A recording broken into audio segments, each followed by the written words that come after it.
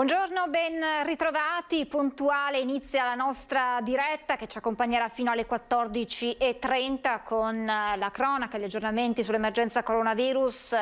Alle 12:30 seguiremo come sempre il punto stampa del presidente Zaia. Oggi tra l'altro ci sarà ospite, come annunciato, la dottoressa Russo, che presenterà il nuovo protocollo per quanto riguarda le scuole in caso di positività. Sapete che finora anche in presenza di un solo caso positivo in aula tutta la classe andava in quarantena. Ebbene, da lunedì questo dovrebbe cambiare. Spiegherà tutto proprio la dottoressa Russo per capire che cosa accadrà appunto ad iniziare dalla settimana prossima. Però è innegabile dire che gli occhi di tutti sono puntati sul nuovo governo del neo premier Mario Draghi. Oggi seconda giornata di consultazioni, attesa la delegazione di Forza Italia guidata da Silvio Berlusconi, e domani si concluderà questo giro di consultazioni e poi probabilmente già domenica o per l'inizio della prossima settimana Draghi dovrà sciogliere la riserva con cui ha accettato dal capo dello Stato Mattarella questo incarico, sciogliere la riserva e quindi poi anche presentare quella che sarà la squadra di governo che lo guiderà nei prossimi mesi, perché saranno mesi molto difficili, con una pandemia ancora in corso e con tante misure a livello economico da affrontare, da mettere in atto, perché le aziende e le famiglie lo chiedono, perché c'è bisogno di affrontare questi temi. Chiedo alla regia se abbiamo già in collegamento il nostro primo ospite, il sottosegretario proprio all'economia Pierpaolo Baretta, per parlare di questo. Non c'è ancora, e allora in primo piano abbiamo anche la cronaca con gli aggiornamenti sull'orrore che si è consumato ieri sera intorno alle 19:30 in un campo nomadi di Sant'Apollinare. Siamo nel Rodigino. Un ragazzo di 17 anni ha ucciso il padre a colpi di macete. Una tragedia familiare quindi, che sarebbe arrivata all'apice di una lite scoppiata tra padre e figlio. Ma ci aggiorna, ci racconta tutto proprio dal luogo di questa tragedia la nostra Chiara Gaiani. Buongiorno Chiara. Buongiorno Francesca, buongiorno ai telespettatori. Siamo qui, questo è ancora confine di Rovigo, la frazione di Sant'Apollinare. Erano le 19:30 di ieri sera quando un ragazzo di poco più di 17 anni ha proprio preso in mano un macete e ha inferto un colpo mortale al padre. Questa, vedete, è una specie di roulotte, un accampamento dove vive una famiglia di nomadi. Pare che il ragazzo, che era rientrato insieme alla fidanzata molto più grande di lui, di 26 anni, avesse già intenzione comunque di avere un brutto conflitto con il padre. Infatti erano rientrati, pensate, con un macete. Il padre e il figlio hanno iniziato un violento diverbio, ma anche la fidanzata del giovane avrebbe avuto un ruolo molto rilevante all'interno. Da qui sarebbe partito un colpo che è arrivato alla clavicola sinistra di questo uomo. Si chiama Edis Cavazza, 45 anni. L'uomo avrebbe tentato di fuggire, di chiedere aiuto ai vicini, avrebbe percorso pochi metri, però poi per lui non ci sarebbe stato più nulla da fare. È praticamente morto sul colpo.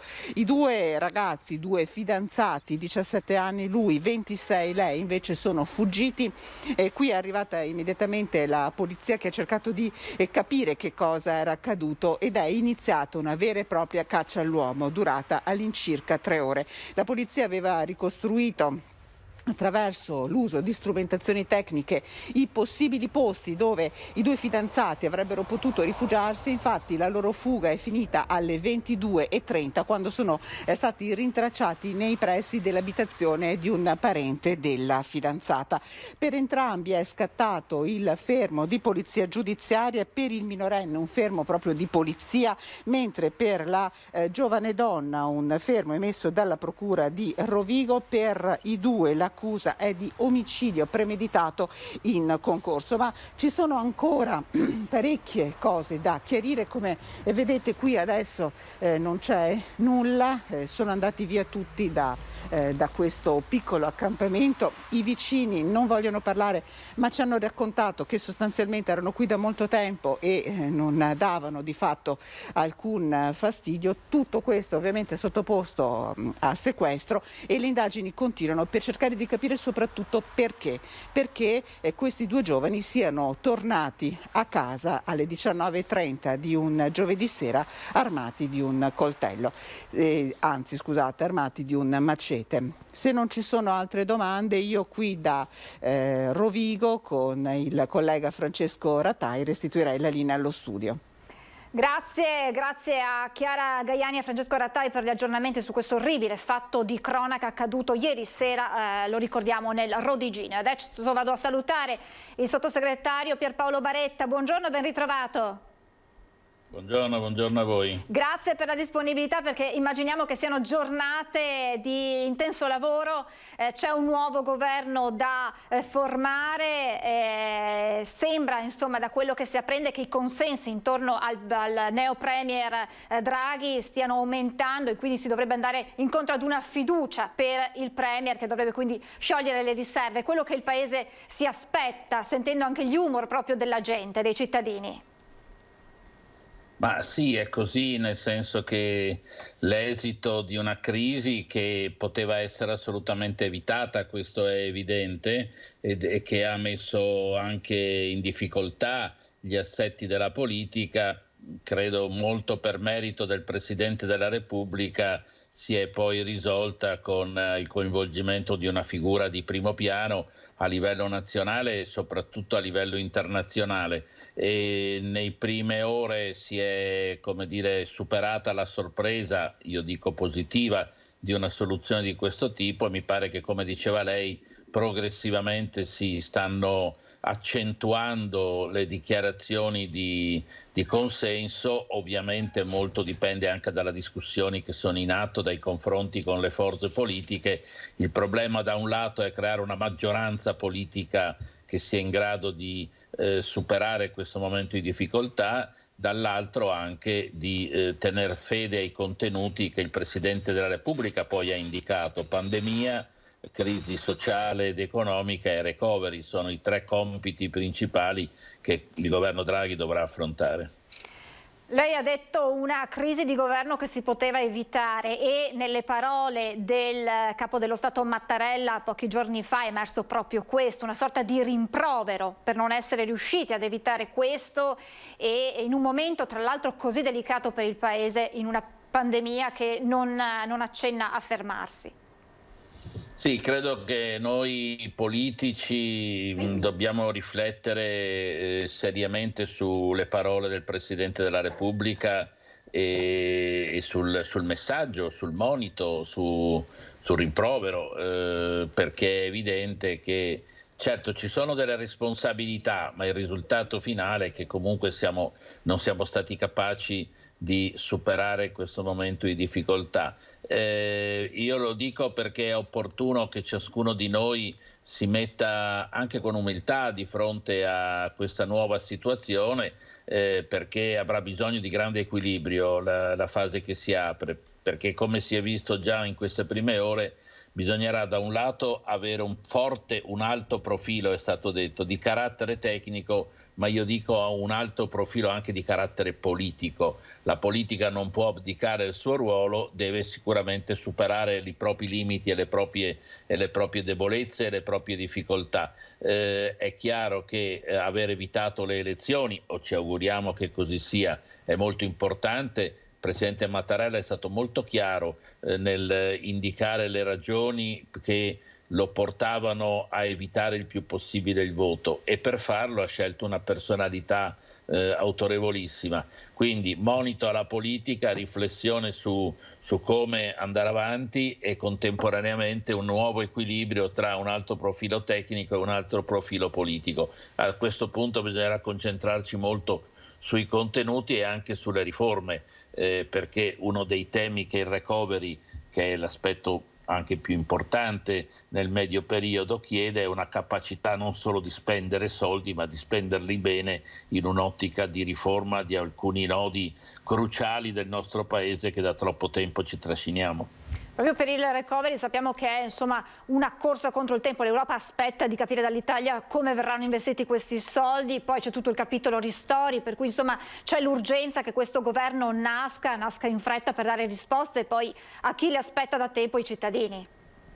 Sì, questo dei ristori è anche un tema molto importante perché noi col governo uscente abbiamo già chiesto al Parlamento uno scostamento di bilancio di 32 miliardi.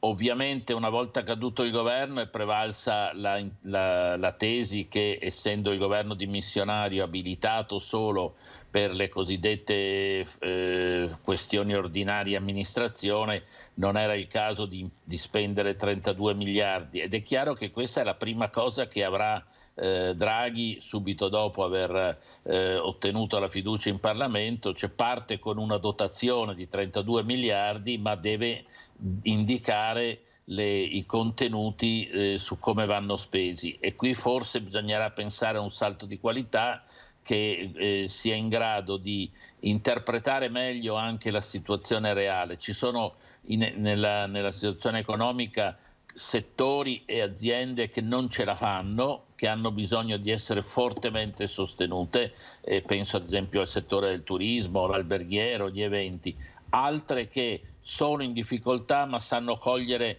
al volo le pieghe anche che la pandemia ci consente, il manifatturiero ad esempio, e questo anche per il nostro Veneto è un terreno molto importante perché noi siamo una regione che più di altre ha sia un grande carico di aziende legate al turismo e quindi molto esposte, sia un grande carico di aziende manifatturiere e quindi capaci di competitività. Quindi bisognerà saper agire bene a livello nazionale ma saper agire bene anche a livello territoriale.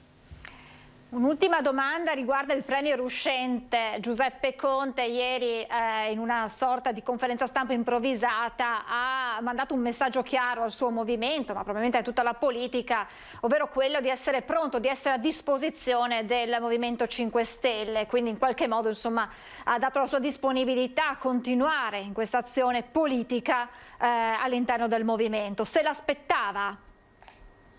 Ma diciamo la verità di sì, perché oltre a dichiararsi a disposizione del Movimento 5 Stelle ha anche di fatto dichiarato la sua disponibilità a sostenere il governo Draghi. Me l'aspettavo perché in questi mesi abbiamo visto all'opera il Presidente del Consiglio ha sempre avuto un atteggiamento fortemente istituzionale, quindi ieri ha fatto bene, ci voleva un passaggio di questo tipo sia per quanto riguarda la svolta verso il governo Draghi. Lui è stato sostenuto lealmente sino all'ultimo dai tre partiti PD, Leu e 5 Stelle, senza incertezze, e quindi spettava a lui questo passaggio di in qualche modo riconoscere che a questo punto il testimone è passato a Draghi, ma contemporaneamente in quest'ottica dichiararsi della partita.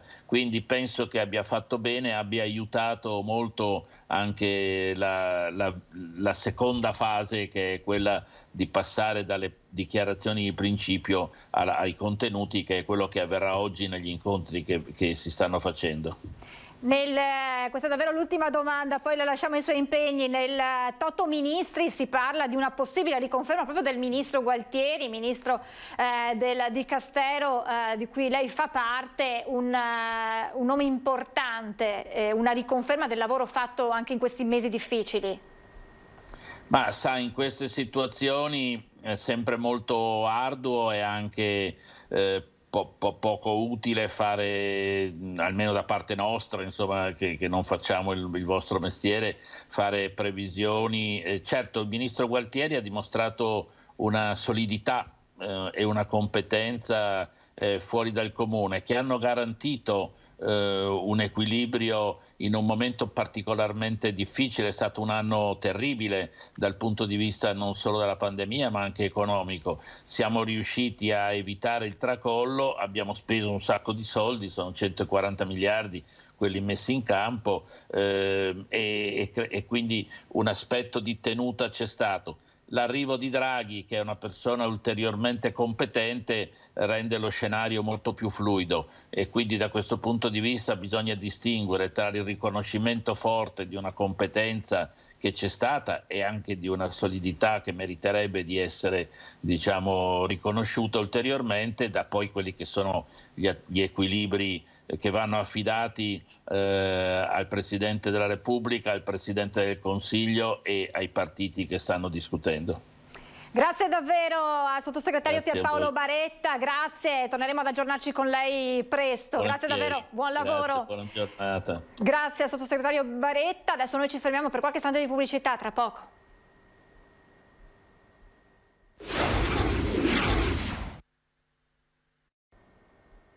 Rieccoci in diretta, vi ricordo alle 12.30 il Presidente Zaia nel consueto punto stampa, ma adesso andiamo a collegarci con la Presidente di Confindustria Belluno Dolomiti, Lorraine Berton. Buongiorno Presidente, ben trovata.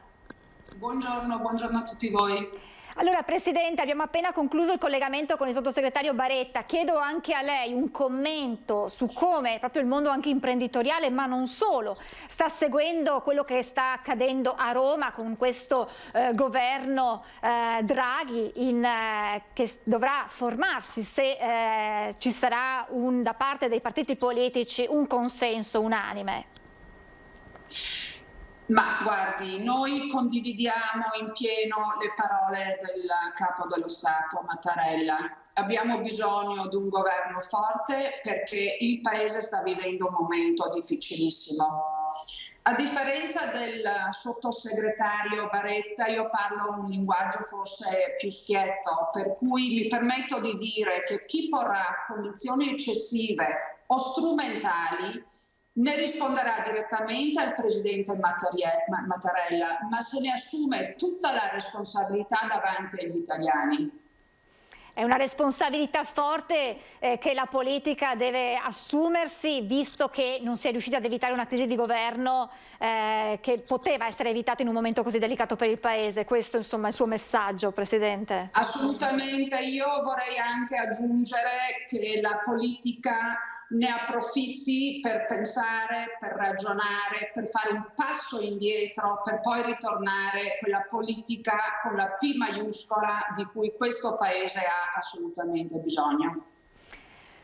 Tornando sul territorio per il bellunese, ma non solo, per il Veneto intero, siamo alla vigilia di un importante appuntamento, i mondiali di sci a Cortina, tanto attesi, lo sappiamo, senza pubblico, con fortissime misure di sicurezza, ma si parte. E allora le chiedo che mondiali saranno?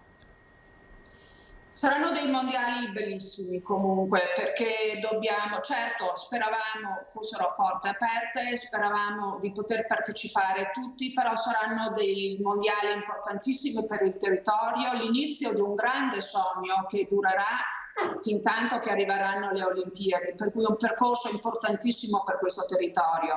Poi voglio ricordare che saranno mondiali in mondovisione, 600 atleti, 70 nazioni, 13 titoli mondiali da assegnare, per cui io invito i veneti ma tutti gli italiani a partecipare con entusiasmo e finalmente anche con un momento di gioia. È innegabile che la parola d'ordine sia ottimismo, Presidente. Sì, certo, ottimismo diciamo sì, assolutamente, ma soprattutto fiducia. Fiducia, oggi penso con l'arrivo, speriamo, di questo nuovo governo, forse ci crediamo di più in questa fiducia, ma gli imprenditori non sono mai venuti meno ai loro impegni e devo dire è stato un periodo difficilissimo e veramente speriamo di uscirne quanto prima. Lei, Presidente, è anche coordinatrice nazionale del tavolo sport e grandi eventi di Confindustria. Che ruolo avranno dunque i grandi eventi per il nostro territorio in un momento di ripartenza? Guardi, il nostro territorio in questo momento, diciamo, è uno tra i territori forse più fortunati, appunto perché ci sono questi grandissimi eventi che partono proprio da qui. Una vetrina importantissima per quello che accadrà dopo, perché è la legacy, è l'eredità che noi lasceremo ai nostri giovani. Dobbiamo ricordare che la montagna ha assolutamente bisogno del supporto anche del mondo della politica, perché la montagna è più fragile, noi abbiamo un territorio molto più fragile degli altri, ma anche molto più bello, e va tutelato da tutti, dal paese intero. In che modo va tutelato? In che modo si deve intervenire, Presidente, in tal senso?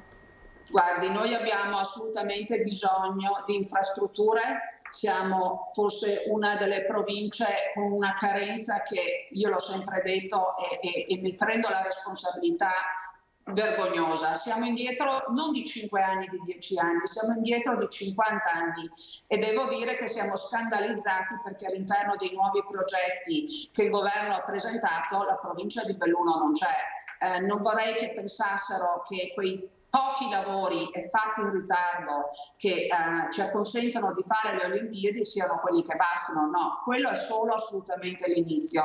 Se vogliamo soprattutto che i nostri giovani rimangano su questo territorio straordinario dove c'è anche una grandissima manifattura, nessuno se lo deve dimenticare. Quindi grandi eventi, competenze, che altro manca alla montagna per avere quel ruolo che merita? Guardi, purtroppo a noi forse mancano i numeri, quelli che i politici cercano per avere sicuramente valore aggiunto. Noi non siamo in tantissimi, non siamo evidentemente una provincia che fa gola alla politica. Vorrei ricordare a tutti attenzione, perché quando si muovono gli uomini, le donne di montagna si muovono in modo serio e non vorrei che con questa pandemia, questa difficoltà, ci fossero anche qui tensioni sociali che poi nessuno riesce a controllare. Ma perché secondo lei manca questa attenzione nei confronti della montagna nonostante le risorse, le ricchezze e la gente?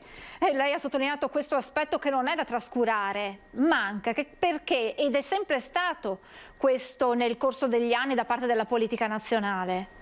Ma guardi, è chiaro, noi non facciamo massa critica, però è quello il problema, è quello il vero problema, perché se invece di 200.000 abitanti fossimo in 2 milioni le cose sarebbero assolutamente diverse. Devo ricordare a tutti che questi sono territori che sono importantissimi per l'equilibrio anche ambientale del paese. Non possono e non devono essere trascurati e come Confindustria, ma anche le altre associazioni di categoria, noi inizieremo a dire, tra virgolette, battere i pugni, perché è ora di finirla. Tra l'altro lei lo ha ricordato, adesso ci sono i mondiali di sci, ma poi c'è un altro appuntamento, le Olimpiadi Milano-Cortina, quindi la montagna che torna protagonista per eventi a livello internazionale e questo dovrebbe essere dunque un'occasione anche per la politica nazionale per investire là sulla montagna. Assolutamente, io dico che forse sicuramente anche noi bellunesi abbiamo una grande responsabilità, che è quella di non aver costruito o quantomeno non ci siamo fatti sentire abbastanza. Ecco, questo penso che oramai sta avvenendo, ci prenderemo le nostre responsabilità. Non vogliamo niente di più di quello che diamo, perché mi ricordo tutti comunque che la provincia di Belluno è una delle province più industrializzate d'Italia e che siamo comunque una potenza manifatturiera, l'Italia intera in Europa. Non dimenticate la montagna, non dimenticate la manifattura di montagna e il valore aggiunto che la montagna dà, perché sarebbe un errore grandissimo per tutto il Paese. È un messaggio rivolto anche al neo premier Draghi, Presidente. Insomma, questo governo deve ripartire a grandi sfide che lo aspettano perché la situazione economica del Paese è molto difficile, molto delicata e magari un occhio d'attenzione alla montagna potrebbe arrivare con questo nuovo esecutivo. Assolutamente, noi ci saremo e ci saremo per farci sentire assolutamente. Noi abbiamo richieste che sono concrete, sono richieste che vanno nell'interesse dei cittadini, ma io voglio ricordare soprattutto dei giovani, perché si è parlato troppo poco dei giovani in questo periodo. Da madre io ovviamente sono preoccupata per il futuro dei miei figli e dei figli di questa montagna, perché faranno la differenza, ma io ripeto, non fanno la differenza per la provincia di Belluno, faranno la differenza per il paese, perché i nostri giovani, se noi non iniziamo a farci un esame di coscienza serio, importante e vero, rischia moltissimo. Abbiamo visto lo spopolamento, ma che è trasversale, ci sono state, mi sembra, non so, centinaia, migliaia di morti e pochissime nascite. Ecco, dobbiamo ragionare e riflettere anche su questo, sul motivo per cui i giovani e le famiglie fanno fatica a fare figli. Obiettivamente è un problema che riguarda tutto il paese e sicuramente ancora di più la montagna. Il Presidente ha detto che c'è ottimismo per questi mondiali di sci e per la ripartenza del paese, del bellunese. C'è quello stesso ottimismo? Ripartiremo?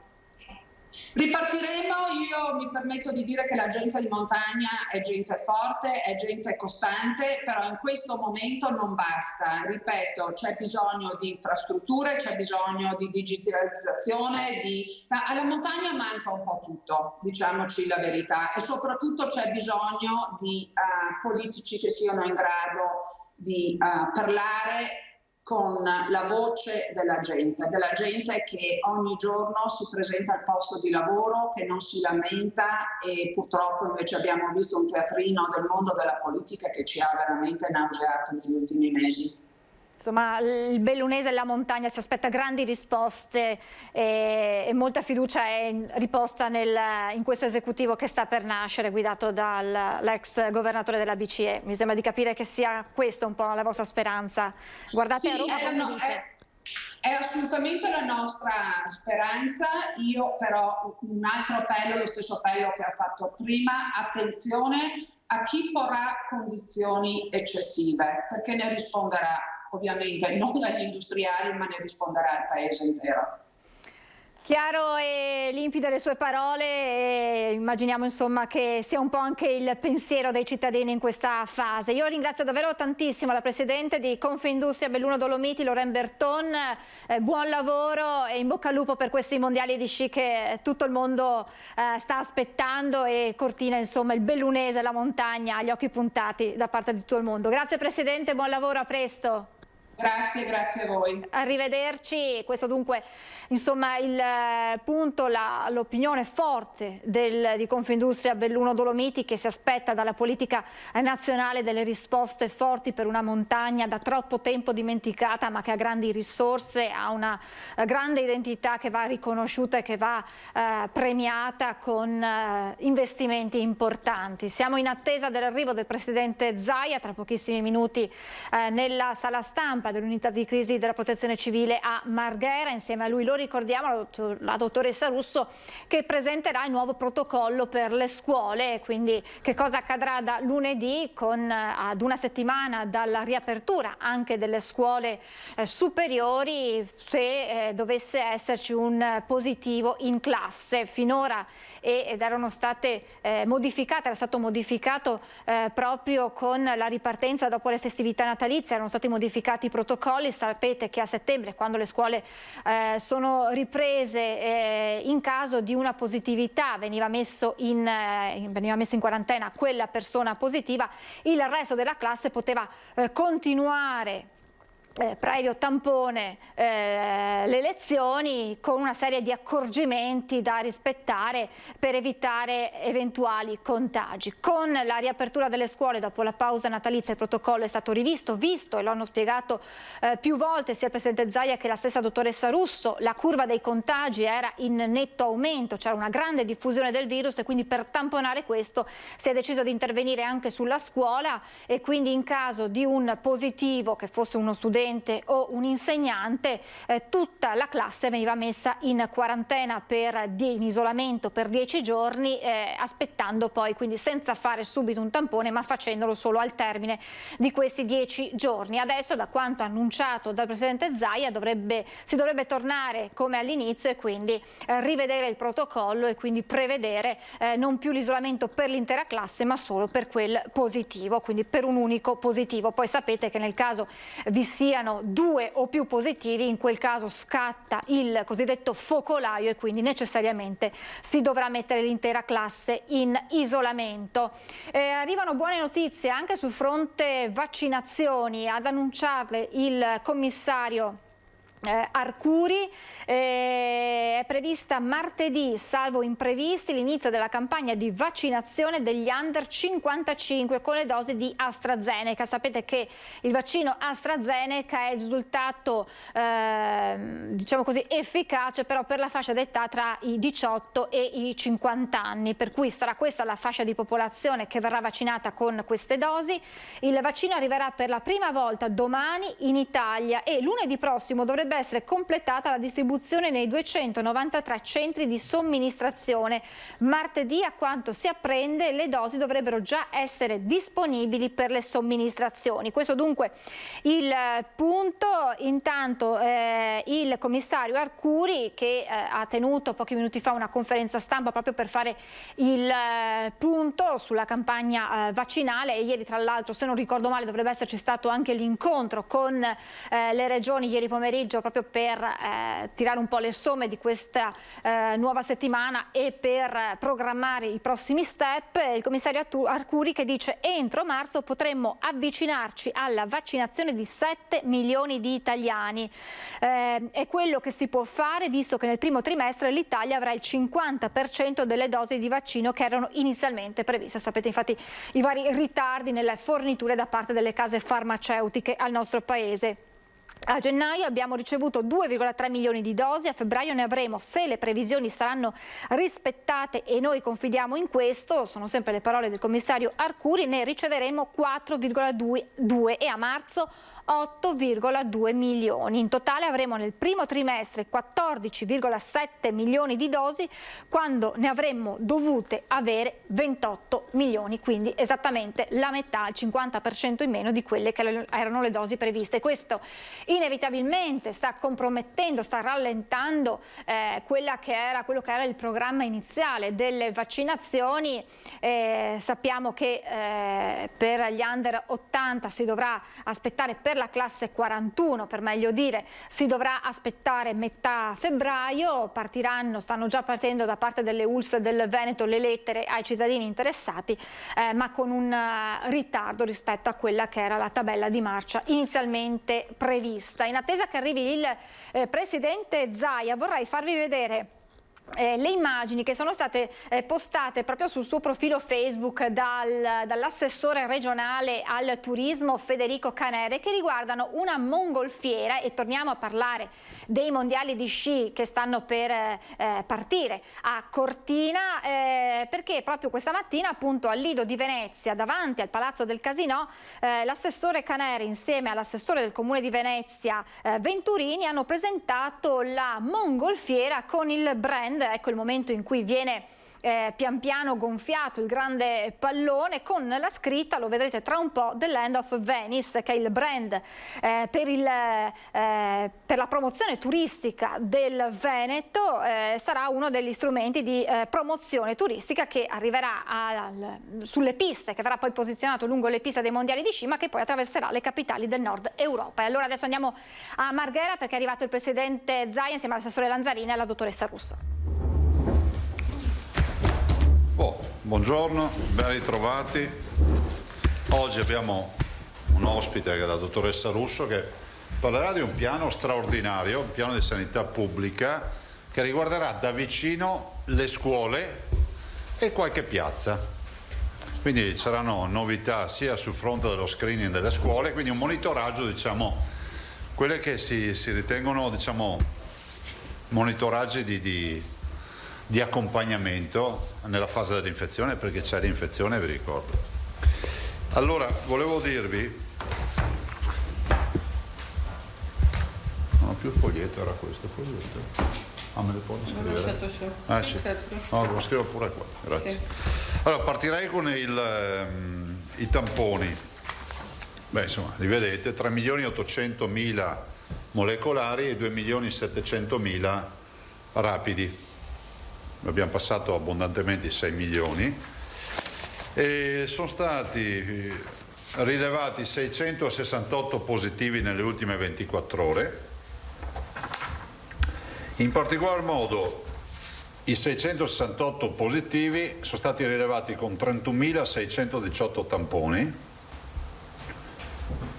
con un'incidenza del 2,11%. Come vedete siamo sempre un'incidenza bassa, che se considerate che è riferita a un campione non normale, ma un campione che ha avuto esposizione alla positività, ci conferma il dato del professor Baldo di ieri, 0,3% nella popolazione.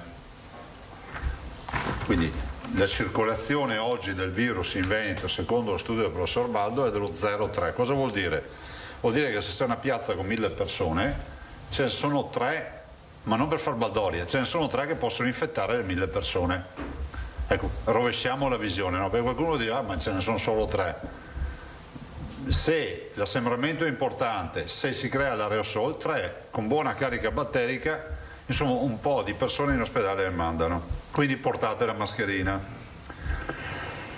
Positivi dall'inizio sono 315.509. I positivi di oggi sono 27.926.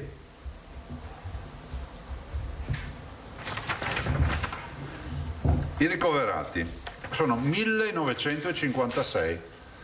Ricordate che il numero più alto che abbiamo visto noi è 3.400, quindi siamo già quasi a 1.500 di meno posti letto liberi rispetto al 31 dicembre, che è stata di fatto la punta massima che abbiamo raggiunto. E sono sostanzialmente così distribuiti nelle ultime 24 ore, eccoli qua, scusatemi, 1746 area non critica meno 21, 210 meno 1 terapie intensive.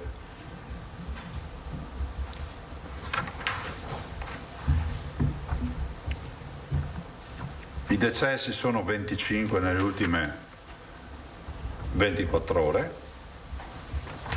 I dimessi sono 14.737. Allora, oggi è la giornata della classificazione. Noi abbiamo, i nostri uffici hanno calcolato un R con T dello 0,63% e quindi ovvio è che un R con T molto basso rispetto alle prospettive di un cambiamento di zona, ma soprattutto rafforzato rispetto alla zona che oggi abbiamo, che è quella gialla, dal fatto che le terapie intensive sono al 19% e la soglia è al 30% e i ricoveri in area non critica sono al 24% e la soglia è al 40%. Cioè di fatto noi abbiamo tutti i parametri, quindi l'R con T, terapie intensive e area non critica dichiaratamente sotto il parametro. Vi ricordo che l'R con T per passare alla zona arancione bisogna superare l'1, noi siamo a 0,63. Siamo sotto area non critica, cioè area medica e terapie intensive siamo sotto, e in più siamo bassi fortunatamente anche con l'incidenza sui 100.000 abitanti che è a 113. Vi ricordate che 15 giorni fa avevamo 480. Quindi siamo 113 positivi ogni 100.000 abitanti in una settimana. Vi ricordate che quando si parlava del parametro dell'incidenza, che poi è stato scartato perché non uniforme e perché è strettamente correlato al numero di tamponi, si parlava di un'incidenza soglia di 150, noi siamo a 113. Allora, siccome la domanda che mi fanno i cittadini in queste ore è cambiamo zona, la cambieremo se vogliamo andare a farci una passeggiata, fare altre robe, ma di certo non col colore. Immagino che non ci siano i presupposti, poi interverrà la dottoressa Russo che è la vera esperta di queste robe, però io penso che i presupposti ci siano tutti per un mantenimento della zona gialla. Ovvio è che natura non facit saltus, no? Giusto Filippo, ho detta bene? Impeccabilmente. Grazie, dopo Giotto. Dicevo, quindi la natura non fa salti, come si va su si va giù, ma come si va giù si rischia di tornare su. Allora noi dobbiamo puntare alla normalità, sto parlando ovviamente dell'andamento della curva. La normalità, signori, non è avere 150, 160 persone in terapia intensiva o averne 1700 in area non critica. Questa non è normalità, questa è infezione presente ancora nelle nostre zone. Non sto facendo un intervento come qualcuno potrebbe dire ma fai terrorismo, no, io ho l'obbligo di dare le informazioni e voi grazie a voi le riusciamo a divulgare in maniera veramente civile ai cittadini, che sono i veneti, lasciatemelo dire, i cittadini più fortunati d'Italia, perché hanno le informazioni tutti i giorni alle 12:30 di prima mano, cioè, per il vostro tramite ovviamente. Allora, non abbassare la guardia. Ricordo e siamo molto preoccupati del fatto che non si prendano questi dati che ormai stanno calando dal 1° di gennaio, o peggio ancora il dato, come giustamente ha detto ieri il professor Baldo, 0,3% di positivi sulla popolazione. Non vuol dire che possiamo tranquillamente guidare contro mano bendati, tanto platani non ce ne sono più, perché qualcuno ancora c'è in piedi e si rischia di imbarcarlo. Quindi dobbiamo fare attenzione. Altra preoccupazione, adesso il dottor Fror ne ha parlato stamattina con l'assessore Lanzarin, attiverà un tavolo anche per i monoclonali, ovviamente partendo dal riferimento della professoressa Tacconelli, che già sta sperimentando monoclonali, malattie infettive di Verona. Però vorrei ricordare che monoclonale non è la pastiglietta che ti fa passare mal di testa, cioè monoclonale è una cura, diciamo, ancora oggi sperimentale, che noi possiamo praticare in virtù delle decisioni, fortunatamente, del Ministero della Salute di 2 sere fa. Però voglio ricordarvi, perché vedo qualche cittadino che pensa e dice ma dove si va a comprare le pastiglie? Cioè, queste sono infusioni flebo assistite in ambiente medico, con la verifica anche in post infusione, quindi con un periodo di osservazione. Quindi capite che poi il medico dovrà anche capire chi è titolato e candidato a avere la cura col monoclonale e chi no. Ve lo dico perché non voglio che qualcuno pensi che dice boh, fia dei vaccini, un po' dei monoclonali, un po' di culo e ci salviamo. Non funziona così. Ci vuole sempre quello che si vuol dire non abbassare la guardia. Il che vuol dire portare la mascherina, igiene delle mani e distanziamento. Un appello lo faccio anche agli amici che incontrerò domenica dei mondiali di sci, perché lì c'è un ambiente ipercontrollato, però è pur vero che se qualche cittadino ha modo, penso anche a tutti coloro che gravitano nell'ambiente, diciamo, del comune di Cortina, insomma di quelle località, non è vietato spostarsi, siamo in zona gialla. E così vale anche questo appello per le piste da sci, se si apriranno, e penso proprio di sì a questo punto, come previsto, di avere la massima attenzione. C'è anche a sciare, bisogna andare con la mascherina, quantomeno portarla in tutti gli impianti di risalita, cioè seggiovie, cabinovie, ovovie e nei luoghi di assembramento, all'ingresso nelle code, evitando di fare le code tipo pressa. Cioè bisogna diluire e fare in modo di non infettarsi. Guardate, noi purtroppo abbiamo un metodo inesorabile e purtroppo anche inclemente di valutare l'infezione. Vediamo l'occupazione dei posti letto. Se riprende vuol dire che non ci siamo e lo sapremo in tempo reale. Vi ricordo che l'infezione è scoppiata il 21 febbraio, ormai abbiamo l'anno al primo compleanno, brutto compleanno. Ma vi ricordo anche che già allora l'avevamo sofferta perché vedevamo distante la primavera, adesso ancora più distante la primavera, siamo ancora ai primi di febbraio e abbiamo ancora tutto febbraio, tutto marzo e direi anche tutto aprile. Quindi dobbiamo stringere i denti, nel frattempo cerchiamo di vaccinare e di fare in modo anche di dare più copertura possibile ai cittadini. Io lascerei la parola per le domande e dopo passo la parola alla dottoressa Russo, che ha una roba molto interessante da presentarvi oggi. Allora, Tosà Tosatto, Pederiva, Bonet, Moscati, Parisi. Buongiorno Presidente. Tosatto, Buongiorno. Filippo, Io avrei Martino Di una Pablo. serie di domande di lettori che possono avere anche un Prego. interesse generale, non so se le riservo per dopo per non appesantire. So fare velocemente, se competono a me rispondo io, se c'è l'assessore o c'è la dottoressa Russo. Ecco, guardi, allora vado velocemente. Vaccinazione, 2 domande. Una arriva da studenti di medicina che dicono noi dobbiamo fare pratica nei reparti, speriamo che arrivi il nostro turno di vaccinazione, volevano sapere se erano previsti. Chi risponde?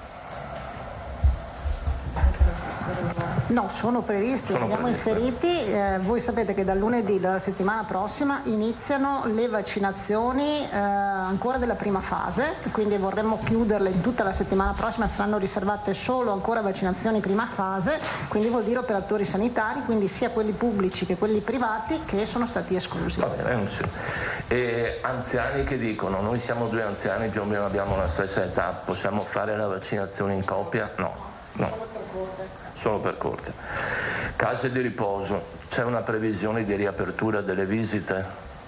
Allora, su questo ne ho parlato anche stamattina con la dottoressa Russo, adesso noi stiamo anche cercando di capire rispetto al fatto che poi ci sarà la casa di riposo quasi totalmente vaccinata, dopo la seconda dose come comportarci e capire come cercare di allentare. Non potranno, secondo me, insomma questa è la mia opinione, essere riaperte totalmente perché i familiari che hanno anche età diverse e appartengono quindi a targhe diversi non potranno essere vaccinati tutti subito.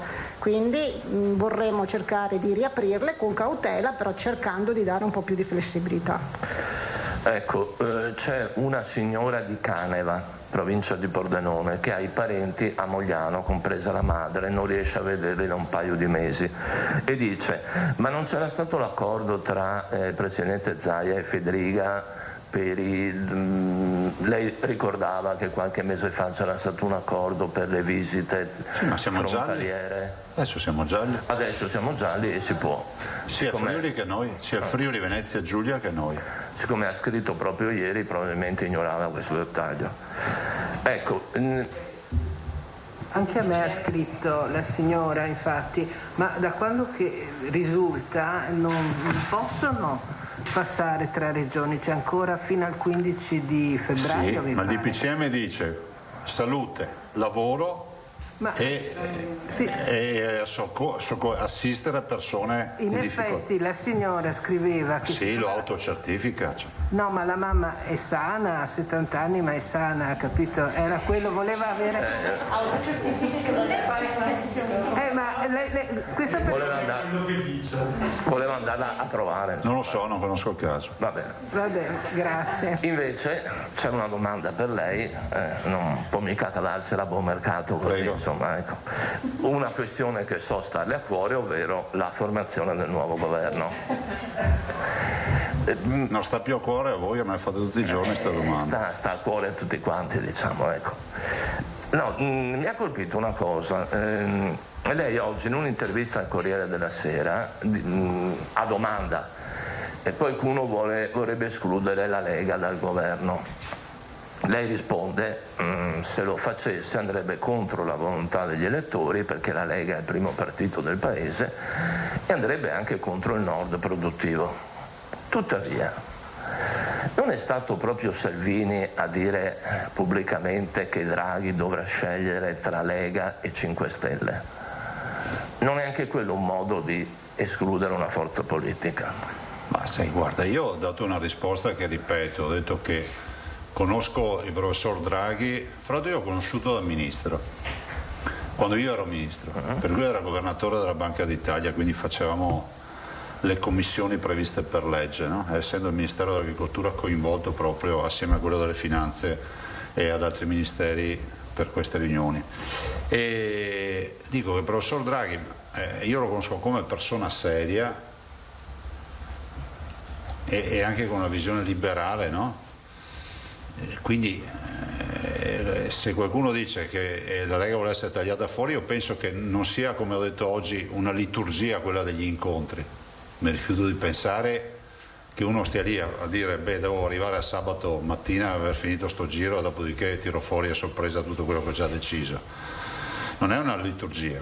Ho detto piuttosto che, siccome si parla di governo di salute pubblica, qualcuno parla di governo di unità, mi viene in mente Churchill, no? Che lo fece, e tutte queste robe penso che non prescindano dal fatto che le forze politiche debbano essere ascoltate e soprattutto che non ci sono solo i numeri del Parlamento, quindi non c'è solo un voto quantitativo, ma c'è neanche uno qualitativo che oggettivamente la mia forza politica rappresenta, perché oltre ad essere la prima forza politica a livello nazionale è anche la forza politica che governa i territori più produttivi, guarda caso, di questo Paese. Allora se il contratto sociale ancora è valido vuol dire che qualcuno lo rappresentiamo, no? Tutto qua, nel senso che poi si tratta, guarda, io mi fermo qui, non partecipo ai tavoli, non so nulla di ste robe. L'ultima cosa, che non partecipi ai tavoli può essere che non sappia nulla. No, guarda, non è la mia ansia quotidiana, la mia ansia quotidiana sono tutte queste robe qua, guardate, cioè, anche perché io vedo 2 bollettini al giorno con tutte le analisi, tutti i grafici. Mi daranno la laurea honoris causa in grafici, sicuramente. Statistica. No, basta in grafici. Statistica l'ho fatta già nella laurea.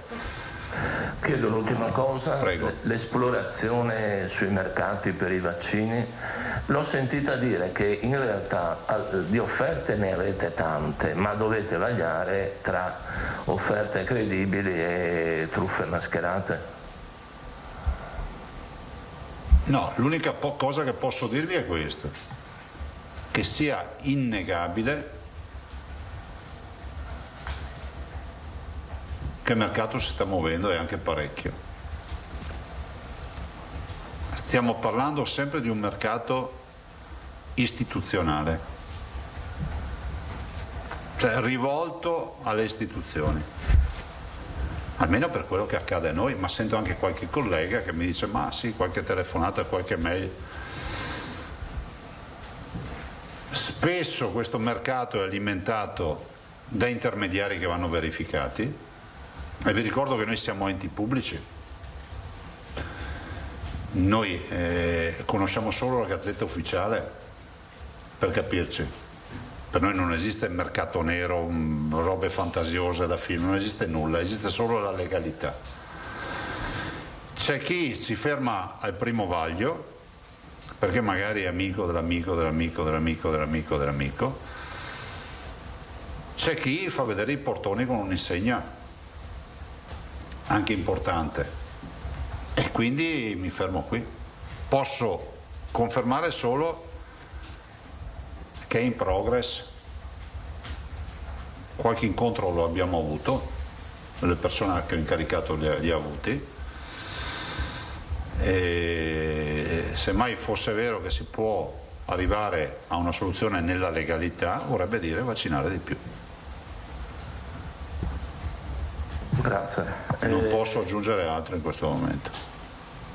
Angela Pederiva, il Gazzettino. Grazie, buongiorno Presidente. Buongiorno. Compatibilmente con la situazione istituzionale di stallo, visto che abbiamo un governo dimissionario, quello in carica, e uno incaricato che ancora non ha insediato né tantomeno formato, vorrei capire sulla questione dei ristori, nel senso che tra le imprese si sta diffondendo il timore che il fatto che il decreto verrà affidato al futuro esecutivo rallenti di molto le procedure e possa anche cambiare nel merito, il timore è al ribasso, il contenuto del decreto stesso. Le chiedo se nei tavoli vari che state avendo, non so se rallentati data la situazione, ne state parlando, avete ragguagli in tal senso? Ne abbiamo parlato, non c'è nessuna notizia in merito, nel senso che il governo uscente alcuni esponenti hanno confermato nell'ultima riunione che il decreto era pronto, ma la crisi ha rallentato questo. Voi sapete che quando sono state istituite le nuove zone noi abbiamo chiesto con forza che si pensasse ai ristori, tanto è vero che a onor del vero è stato portato avanti lo scostamento per poi sostenere il tema dello scostamento di bilancio, per poi sostenere l'ulteriore decreto. Allora, verosimilmente immagino che il governo entrante, chi che sia, un dossier come questo lo debba chiudere, quantomeno perché rappresentava e rappresenta un impegno nei confronti di queste aziende. Al momento però non ho notizie di dietrofront o altre robe, se no saremmo intervenuti. Ok, legato a questo tema volevo chiederle anche questo, ci sono varie indiscrezioni, il Totonomi cosiddetto, no? Al posto di Speranza potrei mandare Sileri, al posto di Arcuri viene evocata la figura di Bertolaso. Le chiedo, un cambio in corsa, che cosa rappresenterebbe nell'operatività della macchina per voi che appunto dovete porre delle domande, delle richieste e ottenere anche delle risposte? Teme un cambio da questo punto di vista? Guarda, il Presidente del Consiglio incaricato presenterà una sua lista al Presidente della Repubblica come previsto dalla Costituzione. Se un'azienda si ferma perché cambia l'amministratore delegato vuol dire che non è un'azienda. Cioè, come se io andassi via da qua e chiudesse le porte degli ospedali, allora che c'è cosa, uno dice ma dove siamo? Penso che le professionalità in tutti i ministeri ci sono, parlo di quelle della macrostruttura, no? Dei tecnici, di persone che comunque di provata anche professionalità, dopodiché avranno il loro amministratore delegato che è rappresentato dal ministro, però sotto insomma io sotto ho sempre visto in questi anni squadre, insomma, cioè non è che. Dopodiché ci sono le caratteristiche personali, c'è chi risponde al telefono, è abituato a rispondere in continuazione al telefono, altri che non si trovano mai, ma insomma queste rientrano nelle prerogative delle diverse personalità. Nel senso che vuol dire che Speranza e Arcuri sono persone che rispondono al telefono? Cioè finora ha avuto, lei ha sempre dimostrato... Ma io non ho mai avuto problemi con nessuno a trovarli al telefono oggettivamente. Da Conte in giù non ho mai avuto questo problema. Ma ho fatto un esempio, no? Poi però insomma è giusto che ognuno si faccia la squadra che pensa sia la migliore. Penso che partire con dei vincoli vuol dire non essere liberi.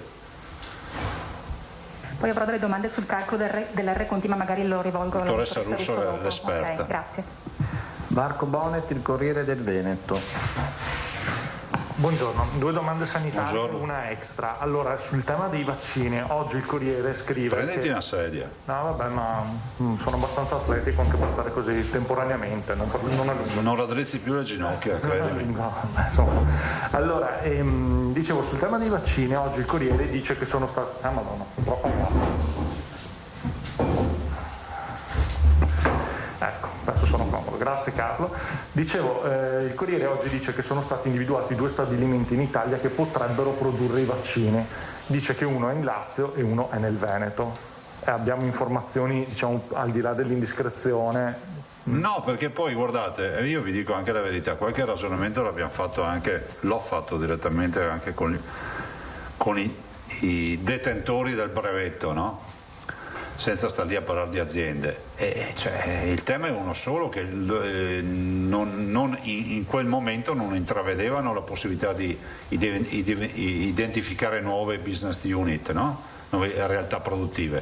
Se poi c'è un'evoluzione, che è normale che ci possa essere, nasce sicuramente da un'interlocuzione tra privati, che è legittima e auspicata per quanto riguarda il Veneto, no?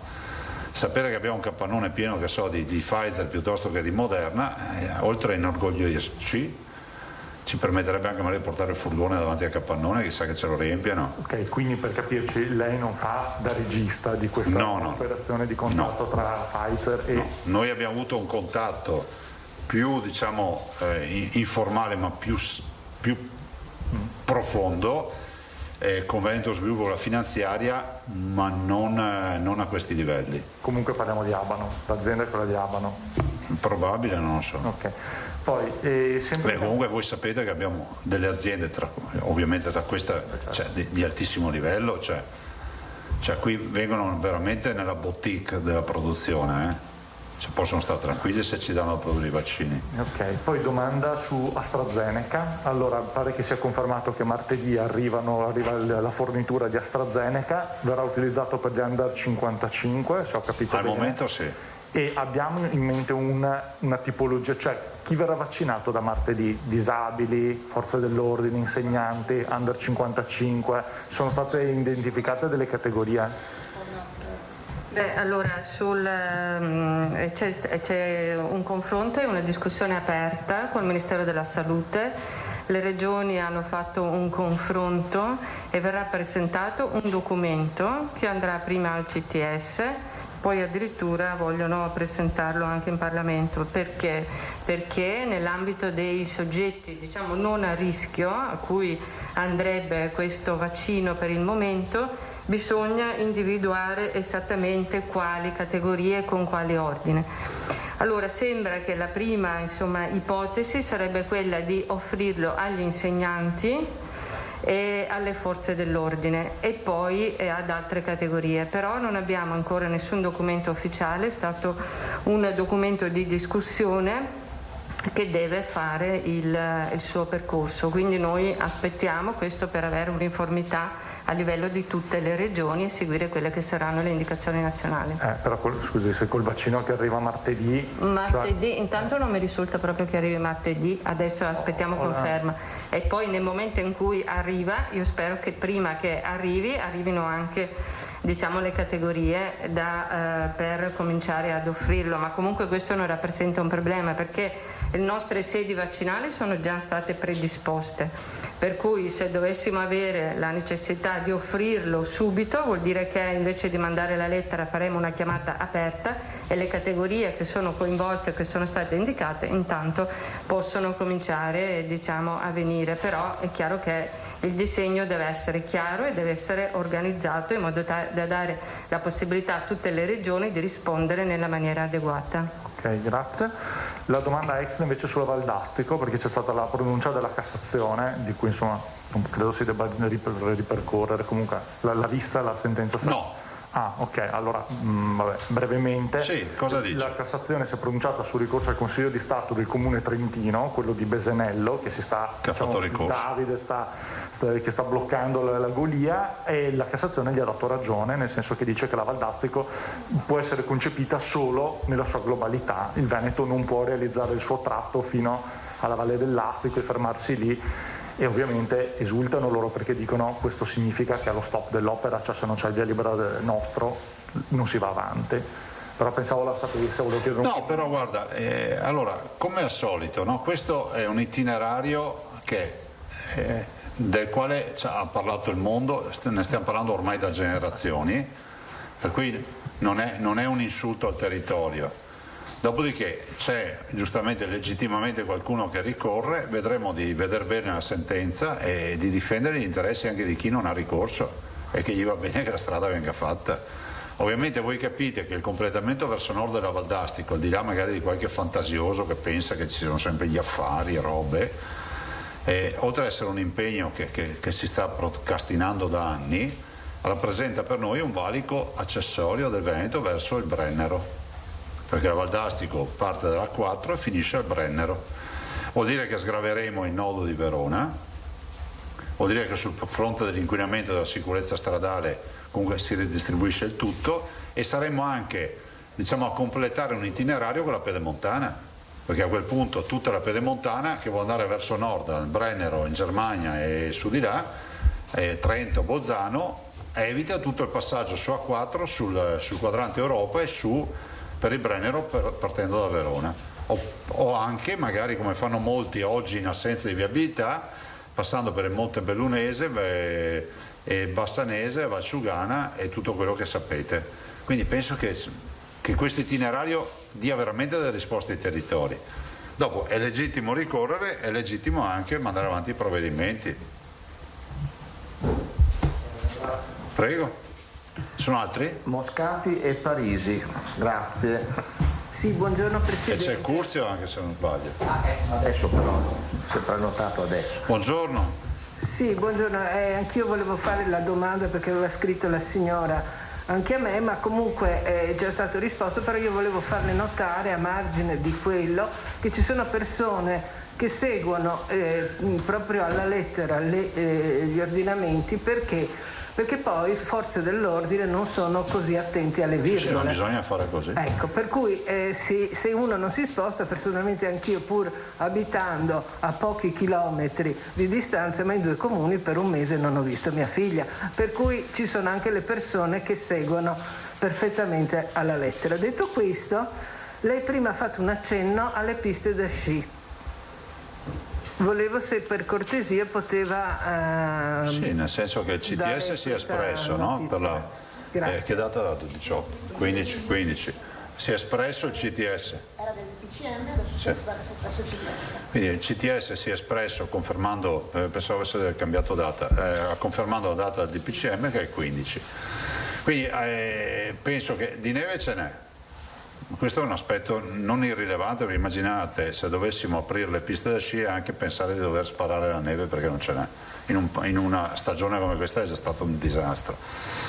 Io spero che si possa affrontare questo scorcio di stagione, che comunque diciamo, con la neve con queste temperature c'è, e lo si faccia in maniera assolutamente rispettosa delle regole, tutto qua, nell'interesse di tutti. Prego. Parigi, media nord-est. Ecco, vorrei ricordare che fra l'altro siamo aperti perché siamo in zona gialla, altro piccolo particolare, quindi il passaggio in zona arancione provocherebbe le chiusure anche delle piste da sci, di fatto e di diritto anche. Buongiorno a tutti, buongiorno. Presidente, anche io ho una serie di domande, dunque comincio dalla prima. Ci arrivano diverse segnalazioni da molti ospedalieri, in particolare l'ultima da Bassano. Ci chiedono come mai stanno continuando a fare i tamponi al personale sanitario a cui è già stata fatta la seconda dose di vaccino. Chiedono se il vaccino non sia sufficientemente efficace, se questo non sia uno spreco con i tamponi che potrebbero essere utilizzati per altre persone. Ma allora, guarda, io dico questo. Allora, spreco. La prudenza non è mai troppa. 2, è anche uno studio epidemiologico, se volete, indirettamente, per carità, non è uno studio che sia chiaro, però avere anche dati su cosa accade in post vaccinazione magari ci evita di dire ma si sono tutti infettati perché il vaccino non ha funzionato. Considerate, poi ve lo dirà la dottoressa Russo, adesso noi abbiamo intenzione di prendere in mano anche la partita della sieroprevalenza, quindi capire anche chi ha gli anticorpi e chi non ce li ha, perché lo screening, grazie a questo percorso che solo il Veneto ha fatto, vi ricordate quando siamo partiti dal tampone, qualcuno sosteneva tampone non plus ultra, aveva scritto fuori dal laboratorio. Oggi siamo arrivati alla sieroprevalenza, siamo arrivati alle macchinette, ai tamponi di terza generazione, e la sieroprevalenza cosa significa?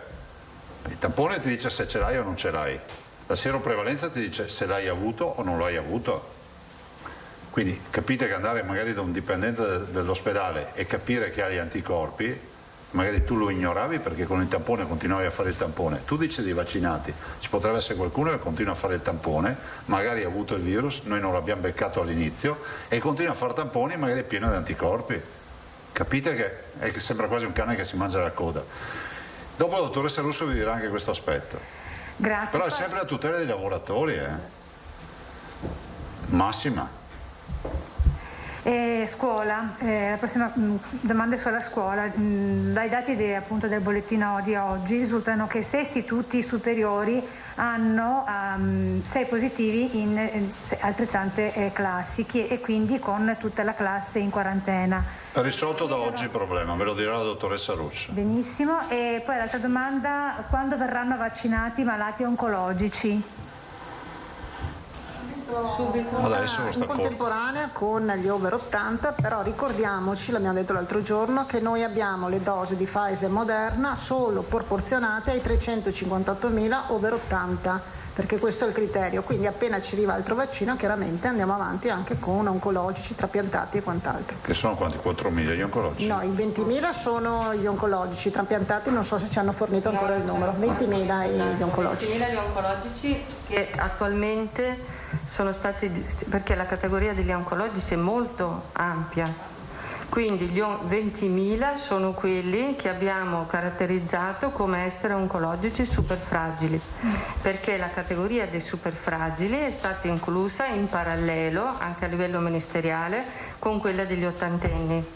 Quindi diciamo coloro che sono attualmente in cura, che i medici che ce li hanno in cura come oncologici ritengono che siano da vaccinare subito, diciamo che questi rientrano in queste categorie dei superfragili. Come diceva l'assessore, inseriremo anche i trapiantati o altre categorie che insomma via via vengono definite.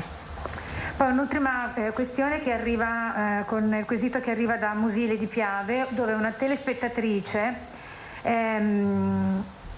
che se serve ci sono anche i riferimenti, ci dice come il 15 gennaio scorso venisse avvisata di un suo contatto positivo. A quel punto si è messa in isolamento, il 18 gennaio ha fatto il tampone risultante positivo, subito sabato scorso un nuovo tampone ancora positivo. Il medico di base però le dice che stando alla nuova normativa lui non può coprire la malattia fino al 3 febbraio perché scaduti i 21 giorni, che può tornare nella comunità anche con tampone positivo, ma al lavoro però non l'accettano se non presenta un tampone negativo. E lei è disperata perché dovrà stare adesso a casa la dottoressa Russo risponde. E non può lavorare in smart. Ha ragione. Prego. Allora, questa tematica dei 21 giorni è stata insomma presentata da tutte le regioni al Ministero. Adesso io non so se il DPCM è stato allineato, perché c'era stato un disallineamento fra quello che prevedeva la circolare ministeriale, che appunto prevede che se il soggetto rimane positivo per oltre 21 giorni in assenza di sintomatologia può rientrare, perché quella positività non è indice di infezione trasmissibile e pertanto il soggetto può riprendere, diciamo, la propria attività. Il problema era nato appunto con i datori di lavoro che non riconoscevano questa cosa, ma mi risulta che ci sia, ma adesso approfondiremo anche con Botteone, eventualmente vi mandiamo, ci sia stato un correttivo, perché anche era stato previsto proprio specificatamente questo allineamento fra quello che diceva la circolare del Ministero e il DPCM, che invece diceva che se il soggetto era positivo non poteva rientrare al lavoro. Credo che mi risulta che sia stato superato, però adesso la norma precisa, però confermo che la persona oltre le 3 settimane, anche se è positiva in assenza di sintomi, può rientrare al lavoro. Grazie. E con questo il collega della TGR, scusa un attimo di rincoglionimento, e Curzio Petrenò e Cristina Giacomuzzo successivamente. Presidente, l'interlocuzione con i ministri attuali che bisognerà vedere che succederà col nuovo governo, com'è questa interlocuzione sul tema così scottante della pandemia e come vede le prospettive future nell'affrontare questa situazione, con che autorità pensa le regioni dovranno confrontarsi anche rispetto all'attuale commissario Arcuri? Io penso innanzitutto che sia fondamentale confermare che anche sabato noi abbiamo avuto una riunione di coordinamento con il governo su questo, quindi non si è mai andati avanti con i motori al minimo sulla partita del Covid, e questo è realtà. Dall'altro la formazione del nuovo governo implicherà tutta una serie di scelte che competono ovviamente al Presidente del Consiglio. Non spetta a noi, le regioni saranno sempre sedute al tavolo e penso che sia innegabile che il ruolo delle regioni qui sia stato fondamentale per la partita del Covid. Questo riguarda anche sia il piano pandemia che il piano vaccinazione, che deve continuare anche attualmente in questa fase di attesa di possibile governo? Ma il piano non deve mai arrestarsi, però se guarda anche tutto quello che sono le affermazioni dei colleghi e ormai quello che si sa a livello nazionale, c'è solo un problema nel piano vaccinale: avere i vaccini. Le regioni chiedono solo vaccini, per il resto ci arrangiamo. Appunto, per quanto riguarda i vaccini, voi sostenete anche come regioni, sia lei che altre di regioni, che si allarghi la possibilità di avere altre società farmaceutiche che hanno prodotto vaccini. Su questo, come spingerete su questo? Come pensate anche sulla possibilità di creare produzioni locali dei vaccini? Ma io vedo un problema reale che è rappresentato dall'Europa, perché se sarà confermata la possibilità di reperire vaccini sul mercato vuol dire che l'Europa ha fallito, perché c'era stata descritta come una visione quasi monopolistica dei contratti, dove era stato comprato tutto quello che si poteva comprare. Se sarà confermato che non è così, ci chiediamo quale senso abbia avuto la regia europea. E su questo deve intervenire un possibile nuovo governo. Draghi lo vede come una buona prospettiva. Questo sarà uno dei tanti dossier che il nuovo Presidente del Consiglio avrà, sarà uno dei tanti dossier.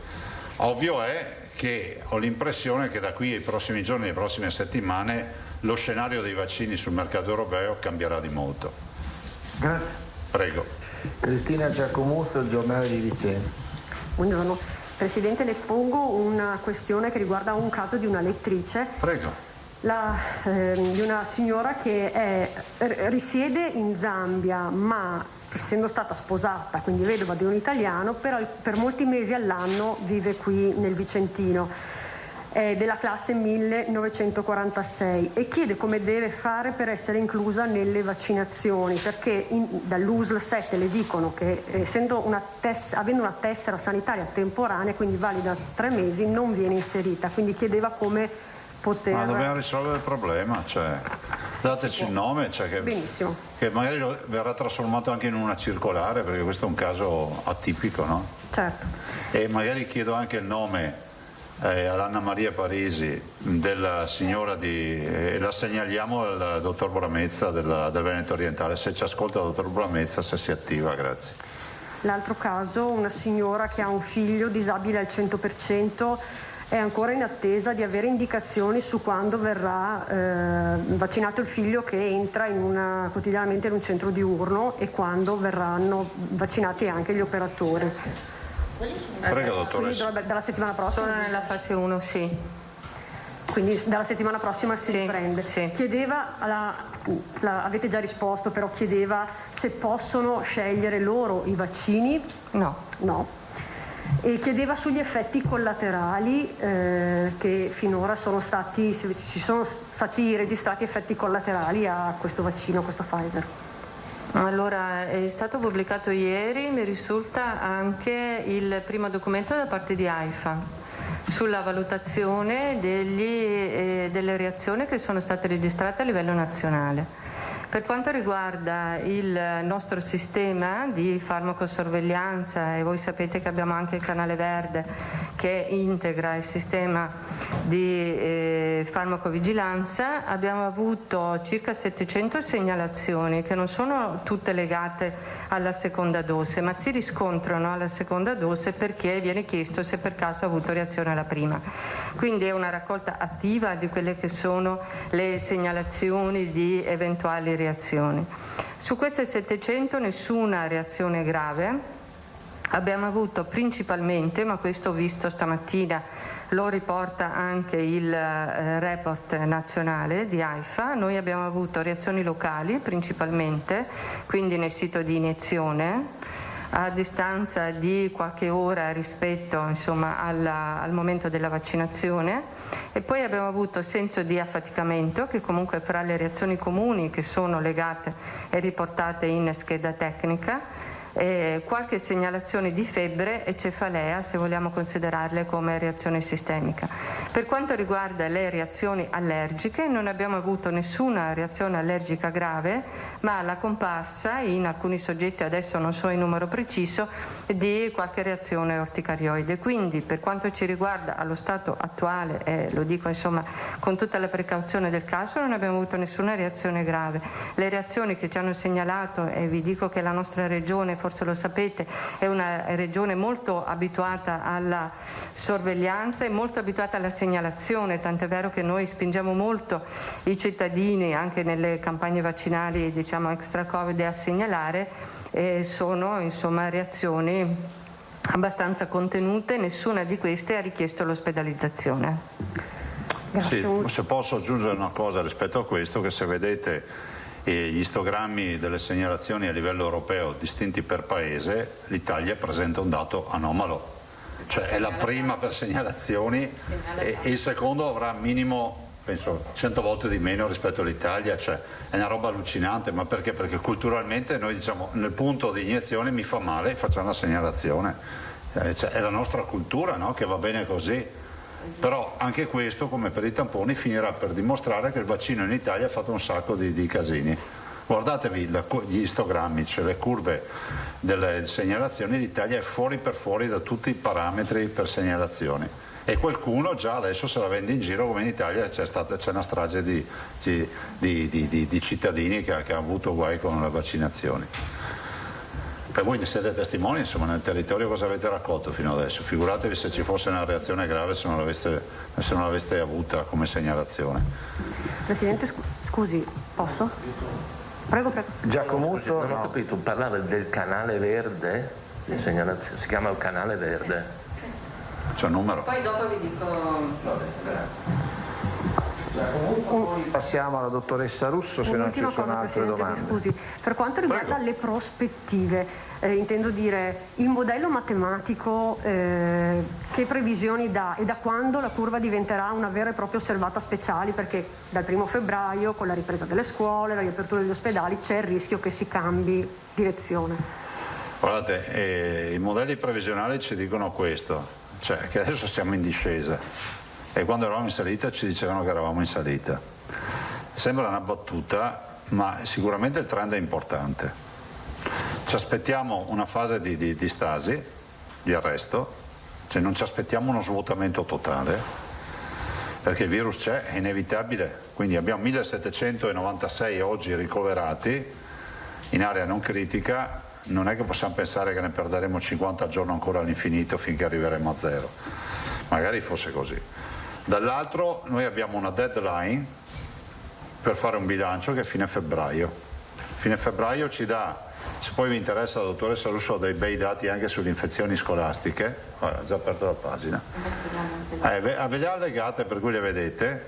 E fine febbraio ci dirà anche quale sarà lo stato dell'arte rispetto alle nuove infezioni.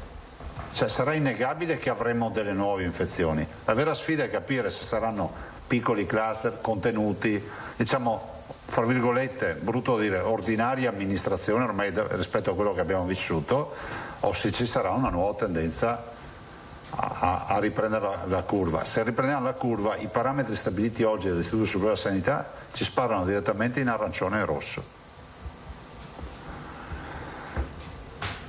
Questo è tutto. E con questo, Presidente? Sì, io vi saluto, passo la parola alla dottoressa Russo, che ha, a mio avviso, una delle comunicazioni più importanti dal punto di vista proprio di genialità e di creatività nel piano di sanità pubblica presentato in questo anno.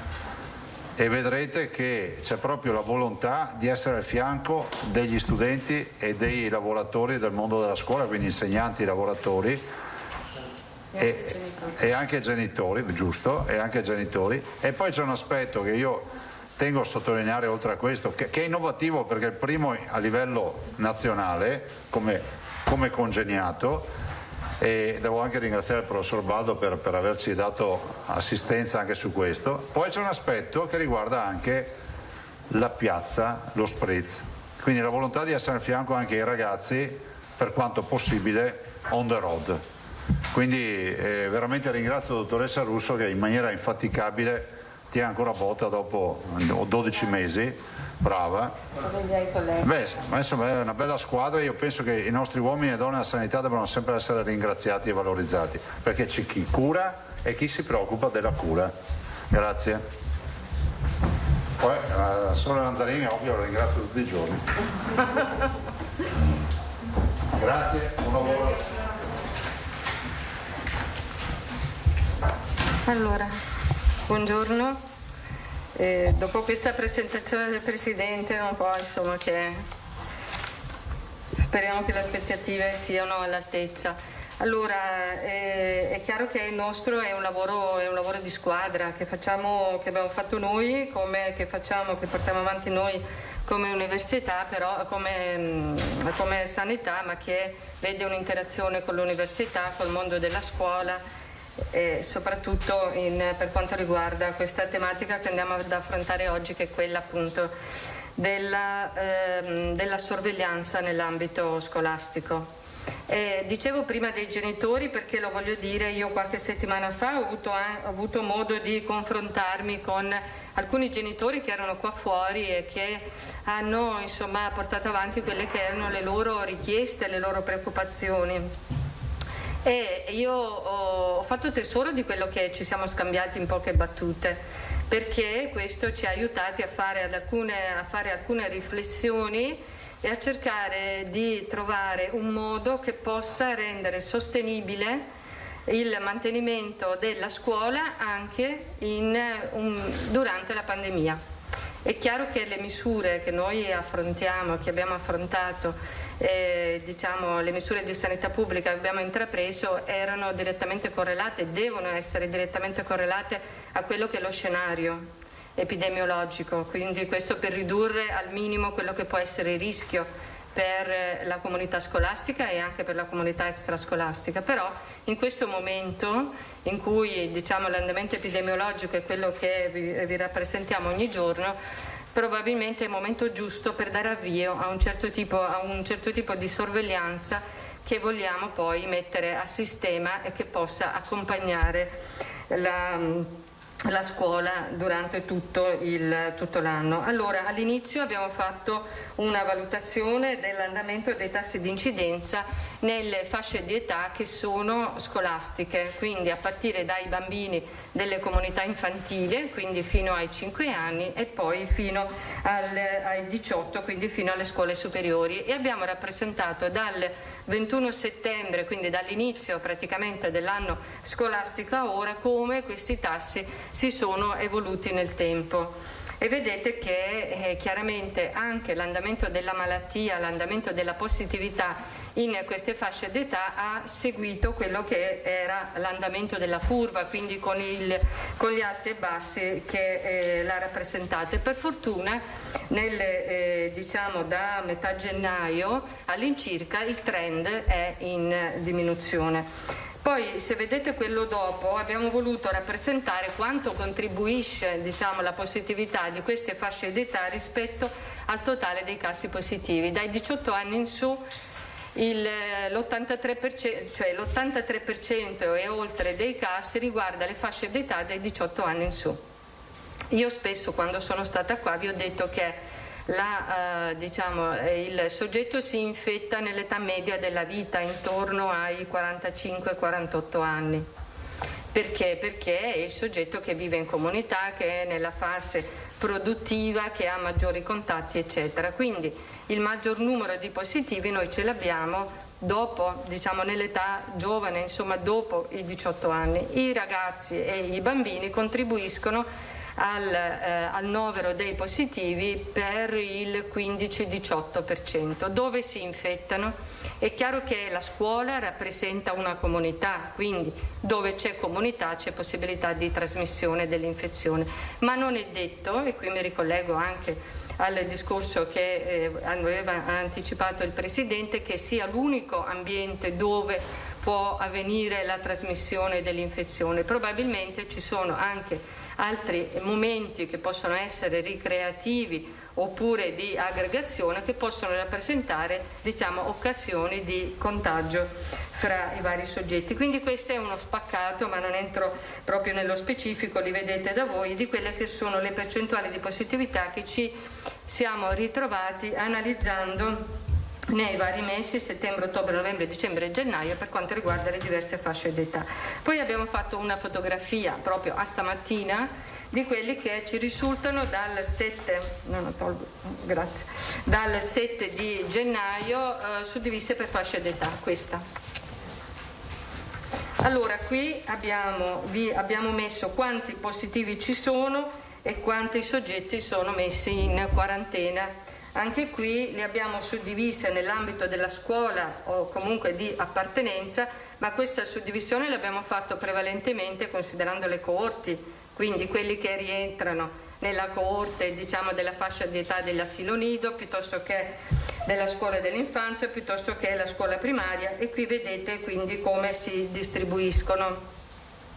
Quindi allo stato attuale ci sono 27.500 soggetti interessati come coorti e come possibili, diciamo, soggetti positivi che possono rientrare all'interno del mondo della scuola. Ok?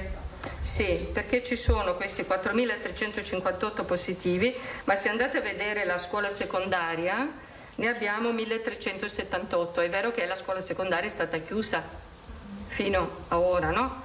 Quindi dal 1° di febbraio a oggi questi soggetti, questi 1.300, non sono attribuibili alla scuola. Questi, diciamo, contagi si sono verificati al di fuori della scuola. Con questo che cosa voglio dire? Che non è che i ragazzi si siano infettati perché stavano insieme da un'altra parte, questo non lo sappiamo. Forse sono contatti di casi positivi, quindi di altri o nell'ambito familiare, insomma, o in altri ambiti si sono contagiati. Comunque questi sono 1378 positivi che rientrano nella fascia dai 14 ai 18 anni. Okay. Gli altri invece, e l'abbiamo visto anche nei grafici che abbiamo visto prima, molto probabilmente si sono anche sviluppati all'interno della scuola. Che cosa vogliamo fare per quanto riguarda quali sono i nostri obiettivi? L'ho detto all'inizio, noi vogliamo che la frequenza della scuola possa mantenersi il più possibile in presenza. Perché? Perché la didattica in presenza presenta tantissimi vantaggi, anzi presenta principalmente vantaggi rispetto alla didattica a distanza, ma noi dobbiamo cercare di monitorare il fenomeno e intervenire se possibile attraverso un tipo di sorveglianza che ci dia dei segnali che ci possono portare ad adottare precocemente delle misure che possono andare dal mantenimento e dall'isolamento del singolo focolaio ad altre misure che naturalmente devono accompagnare lo scenario epidemiologico. Quindi qui gli obiettivi li leggete da soli. Chi sono gli attori? L'ho detto all'inizio, siamo noi, quindi il mondo della sanità, che siamo noi come regione, abbiamo i dipartimenti di prevenzione, soprattutto i servizi di igiene e sanità pubblica, sono i sistemi informativi di Azienda Zero, sono anche i comuni, perché adesso vediamo, vogliamo andare a fare anche una sorta di monitoraggio di quelle che possono essere le occasioni di contagio fuori dall'ambiente scolastico. Quello che sto dicendo l'ho condiviso naturalmente anche con l'ufficio scolastico regionale, perché è fondamentale che ci sia sinergia fra quello che noi come sanità vogliamo mettere in piedi e quello che la scuola ci permette di realizzare nell'ambiente scolastico, e poi da lì naturalmente la condivisione sia con i presidi e con gli insegnanti, ma anche con i genitori che fanno parte dei consigli d'istituto e sono rappresentanti naturalmente degli studenti. Abbiamo fatto una mappatura di quelle che sono le scuole secondarie, sia le paritarie che quelle pubbliche, e quindi noi vogliamo intervenire indipendentemente, diciamo, dall'appartenenza della scuola all'uno o all'altro target. E se vedete questa slide qui è sintetizzato in questa, diciamo, quelli che sono i passi del nostro sistema di monitoraggio, perché quello che vogliamo portare avanti è un sistema di monitoraggio ad hoc per la scuola. Un genitore mi ha detto, quando ci siamo incontrati l'altra volta qua fuori, ma scusate, voi avete fatto un sistema di monitoraggio che funziona ed è molto importante per quanto riguarda la sanità, pensate a qualcosa che sia uguale per la scuola. In effetti noi l'abbiamo presentato qui, poi l'abbiamo interrotto per un periodo quando eravamo veramente tanto, diciamo, in crescita con i casi, che era quello del cercare di mantenere la scuola anche in presenza di un caso positivo, e questo l'abbiamo discusso più volte.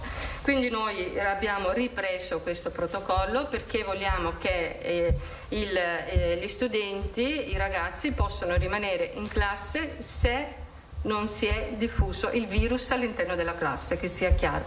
Quindi in presenza di un caso positivo che non ha dato origine ad altri casi all'interno della classe, quindi in assenza di un focolaio, possiamo mantenere una quarantena in classe, io direi, perché abbiamo detto che comunque questi ragazzi, questi bambini che si trovano in classe come contatti di un caso positivo, anche se non si è innescato il focolaio e non sono a casa, devono mantenere un certo tipo di comportamento, e ne abbiamo parlato altre volte. Quindi l'attenzione della vita che svolgono all'interno della classe, che sappiamo è controllata, ma anche fuori quando tornano nell'ambito familiare, per tutto il tempo in cui ci può essere il rischio che si possa sviluppare un caso secondario.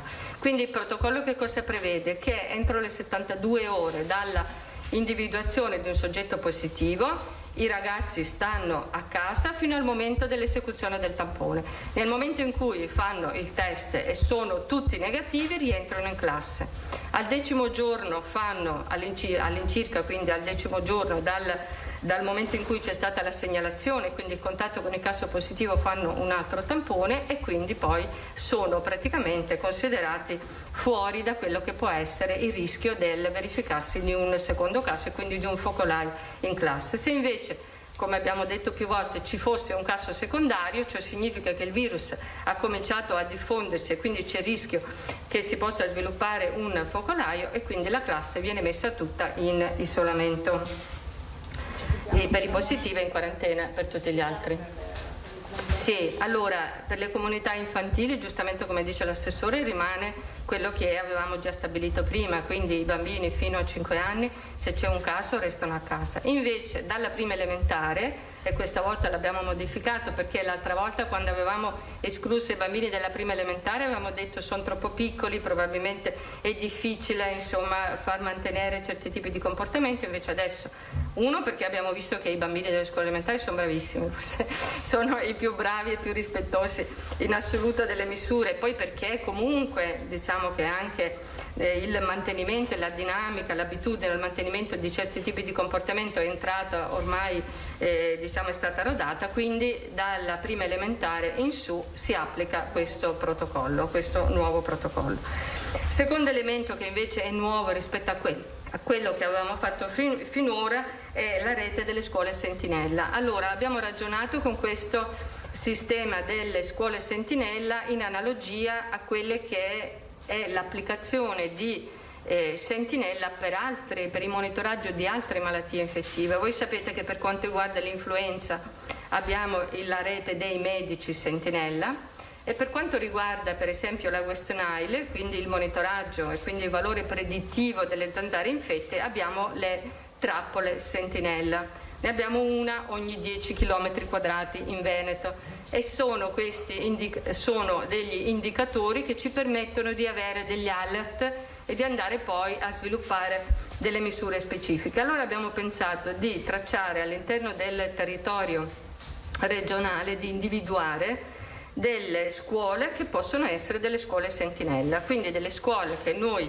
andiamo ad individuare negli istituti di scuole superiori che andiamo a individuare per provincia e lì faremo un monitoraggio continuo dal momento in cui la scuola aderisce alla fine della scuola, che sarà continuo, che ci permetterà di testare questi ragazzi. Adesso poi entro nello specifico di questo. Poi abbiamo pensato a un progetto di autosomministrazione del test, anche questo potrebbe essere uno stato di avanzamento che vorremmo sperimentare per valutarne la fattibilità e la sostenibilità e poi fare appunto questi screening che diceva prima il Presidente e poi dei flussi ad hoc.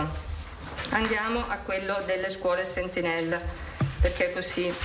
Allora, le scuole sentinella, abbiamo fatto questo tipo di valutazione con l'Università di Padova, col professor Baldo, che naturalmente poi interagisce anche con l'Università di Verona, quindi non è solo l'Università di Padova, ma è il sistema della sanità pubblica, quindi delle scuole di igiene che lavora con noi. E abbiamo pensato di individuare 15 scuole, poi trovate anche distribuite in base alla provincia, alla dimensione della provincia, in alcune province che sono più piccole 1 o 2, nelle province più grandi 2 3. E lì in queste scuole dove avremo di scuole superiori, dove quindi avremo dalla prima alla quinta, noi vogliamo testare gli studenti una sezione per settimana, quindi ogni settimana verranno testati dalla prima alla quinta la sezione A, poi la sezione B, poi la terza settimana la sezione C e così via.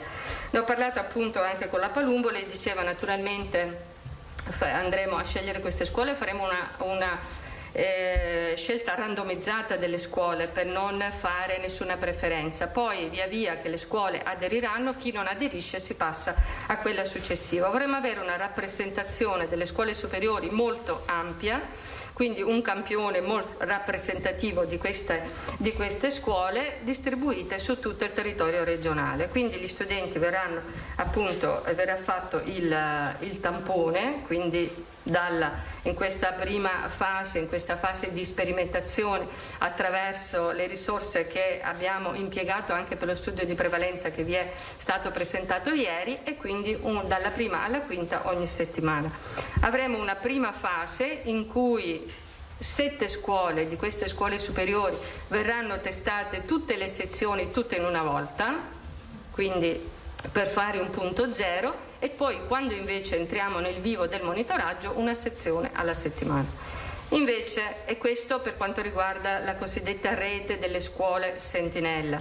È chiaro che queste scuole sentinella, via via che avremo i dati e se dovessimo avere dei positivi, valuteremo come comportarci con le altre scuole che insistono sullo stesso territorio, perché quello per noi è un indicatore di un movimento, di una situazione epidemiologica che si sta muovendo. Al contrario, se dovessimo avere un comune dove riscontriamo un'alta incidenza, e ci è successo nel corso del nostro monitoraggio, abbiamo fatto proprio dei focus sui comuni che presentavano una maggiore incidenza e sono state applicate delle misure particolari, in quel comune andremo a monitorare ad hoc anche le scuole che insistono per quella situazione di incidenza elevata. Questo per quanto riguarda le scuole sentinella. Per quanto riguarda invece il discorso dell'auto, e poi qui vedete, in questo abbiamo scritto, in questa slide abbiamo scritto le fasi che riguardano le scuole sentinella. Sono, insomma, l'abbiamo fatto in maniera abbastanza semplice, spero, insomma, esplicativa. E poi abbiamo invece l'autosomministrazione vigilata. Cosa vuol dire? È chiaro che il sistema non solo deve essere in grado di darci delle informazioni di natura epidemiologica che ci permettono di bloccare la circolazione del virus e quindi di intervenire sulla popolazione scolastica e sulla popolazione in generale, perché poi lo studente rappresenta un componente della famiglia, quindi se andiamo a bloccare la circolazione del virus, lo facciamo anche riducendo che questa si diffonda poi nella famiglia e poi nella popolazione. Ma volevamo anche testare la possibilità, verificare se è applicabile un modello di autosomministrazione vigilata del test. Cosa vuol dire? Noi forniremo agli studenti delle terze medie, una per provincia, una classe per provincia, i test fai da te, che i ragazzi e i docenti, perché rientrano anche i docenti che insistono nelle classi, naturalmente non li ho menzionato, ma sono considerate anche nelle scuole sentinella di cui prima, quindi vengono anche loro sottoposti allo screening periodico. Quindi per l'autosomministrazione noi daremo i test, ci sarà presente un operatore sanitario, gli studenti faranno un training e anche i docenti, e una volta ogni 15 giorni faranno questo test. Se lo somministreranno da soli, quindi sotto la guida dell'operatore, faranno le goccette nella saponetta, lo leggeranno insieme e quindi questo è da un lato una responsabilizzazione, diciamo, dello studente e anche degli insegnanti, e poi un monitoraggio che si può fare, appunto, che faremo ogni 15 giorni. Perché facciamo questa sperimentazione? Perché, mi ricollego al concetto che abbiamo detto prima, potremo essere costretti a convivere con questo virus e quindi avere la possibilità di capire e di valutare attraverso una sorveglianza che affidiamo in parte alla scuola e quindi agli insegnanti, soprattutto al mondo della scuola, e lavorare in sicurezza, cioè avere la possibilità di stare in classe in sicurezza, o perlomeno riducendo al massimo quella che è la possibilità di avere dei casi asintomatici e poi di dare origine a focolai con conseguenti chiusura della scuola, diffusione della malattia e tutto quello che sappiamo. Quindi questo io ne ho parlato anche con l'Istituto Superiore di Sanità, naturalmente è una cosa che facciamo in maniera sperimentale, che sarà volontaria, e quindi alle scuole spiegheremo a questa classe della terza media che vorrà aderire, e avremo la possibilità, spero, di poter portare avanti questo tipo di sorveglianza. Poi vi trovate un po' le mappe, perché vorremmo coprire, insomma, tutto il territorio. Naturalmente questi ipotetici istituti avranno un nome e i ragazzi che parteciperanno. Gli screening nei contesti di socializzazione, anche questo è importante, perché abbiamo detto il mondo della scuola non vogliamo che venga targetizzato come il posto dove si diffonde l'infezione, perché pur essendo una comunità non è detto che sia l'origine del caso indice. Può essere che il soggetto si sia infettato fuori o che sia un genitore, un convivente ad avere l'infezione e poi a far sì che si inneschi questo focolaio. Quindi vogliamo andare a testare negli ambienti di socializzazione e di ricreazione all'esterno del mondo scolastico, facendo dei tamponi. Sono stati fatti questi test, come ha detto il professor Baldo, in diversi ambienti, l'avete visto ieri, nei supermercati eccetera. Invece noi li vogliamo adesso focalizzare nei giovani adulti, in quelli che vanno al bar, in quelli che si ritrovano in piazza, in quelli in maniera assolutamente volontaria. Quindi chiediamo ai comuni, e per questo io ho menzionato prima, di metterci a disposizione un locale dove può essere disponibile questo punto tamponi, e il soggetto che va al bar, che si reca al ristorante, che va dentro il negozio, possa in quell'occasione, in quel momento in cui è disponibile il test, fare il test ed ci consente di avere lui il risultato e noi una sorta di valutazione di quelli che possono essere eventuali positivi presenti in questi contesti. Allora, noi non abbiamo specificato, abbiamo detto giovani adulti, quindi io considero fino ai 25 anni. Abbiamo considerato perché è il punto dove la gente si contagia, perché non è il posto dove ci si contagia, è il comportamento che porta al contagio. E quindi se abbiamo una responsabilizzazione, secondo me questi tipi di azioni e questi tipi di sorveglianza possono portare alla responsabilizzazione dei giovani adulti e dei ragazzi, che sono già abbastanza responsabili, avremo la possibilità anche di vedere quanto pesa l'ambiente frequentato rispetto all'innesco della positività. Quindi faremo anche dei questionari sulle abitudini che sono collegate. Allora, in contemporanea a tutto questo sistema che vogliamo mettere in piedi, è chiaro che dobbiamo avere un sistema informativo, quindi di raccolta dati e di elaborazione, che ci permette poi di rappresentare in maniera statistica, in maniera di dato, in forma di dato, quello che succede in questi ambienti. Quindi abbiamo sviluppato in parallelo nel nostro sistema di biosorveglianza dei campi che sono specifici per valutare, per pesare questo tipo di sorveglianza, e noi speriamo di avere la possibilità di fare periodicamente, ogni settimana, ogni 15 giorni, un bollettino che ci dica che cosa è emerso da questo tipo di sorveglianza. Ultimo punto, ma non meno importante, è quello della ricostruzione delle catene di contagio. Cosa vuol dire? Vuol dire che in forma anonimizzata verranno valutati i casi che sono in contatto fra di loro, che sono collegati fra di loro. Questo sempre per studiare, adesso che abbiamo tantissimi casi e tantissimi dati, quali sono stati praticamente i focolai e a quale caso indice sono riconducibili, perché quando i casi sono tanti e sono tanti tutti i giorni è difficile ricostruire tutta la catena dei focolai, mentre è facile per esempio in ambienti circoscritti come le strutture residenziali, l'ambiente ospedaliero. Nella popolazione generale questo è più difficile, quindi noi vorremmo fare appunto insieme all'università questo tipo di lavoro di ricostruzione retrospettiva di quelle che sono state le catene di contagio. Ecco, questo è il nostro programma, è il nostro progetto, speriamo di riuscire a portarlo avanti. Io credo che con la scuola, con i genitori, con gli insegnanti riusciremo a portare avanti e dare avvio a questa sorveglianza che chiaramente verrà via via aggiustata man mano che naturalmente verrà applicata.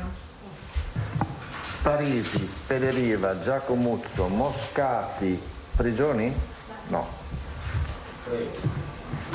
Dottoressa, quando si prevede possa partire questa sperimentazione?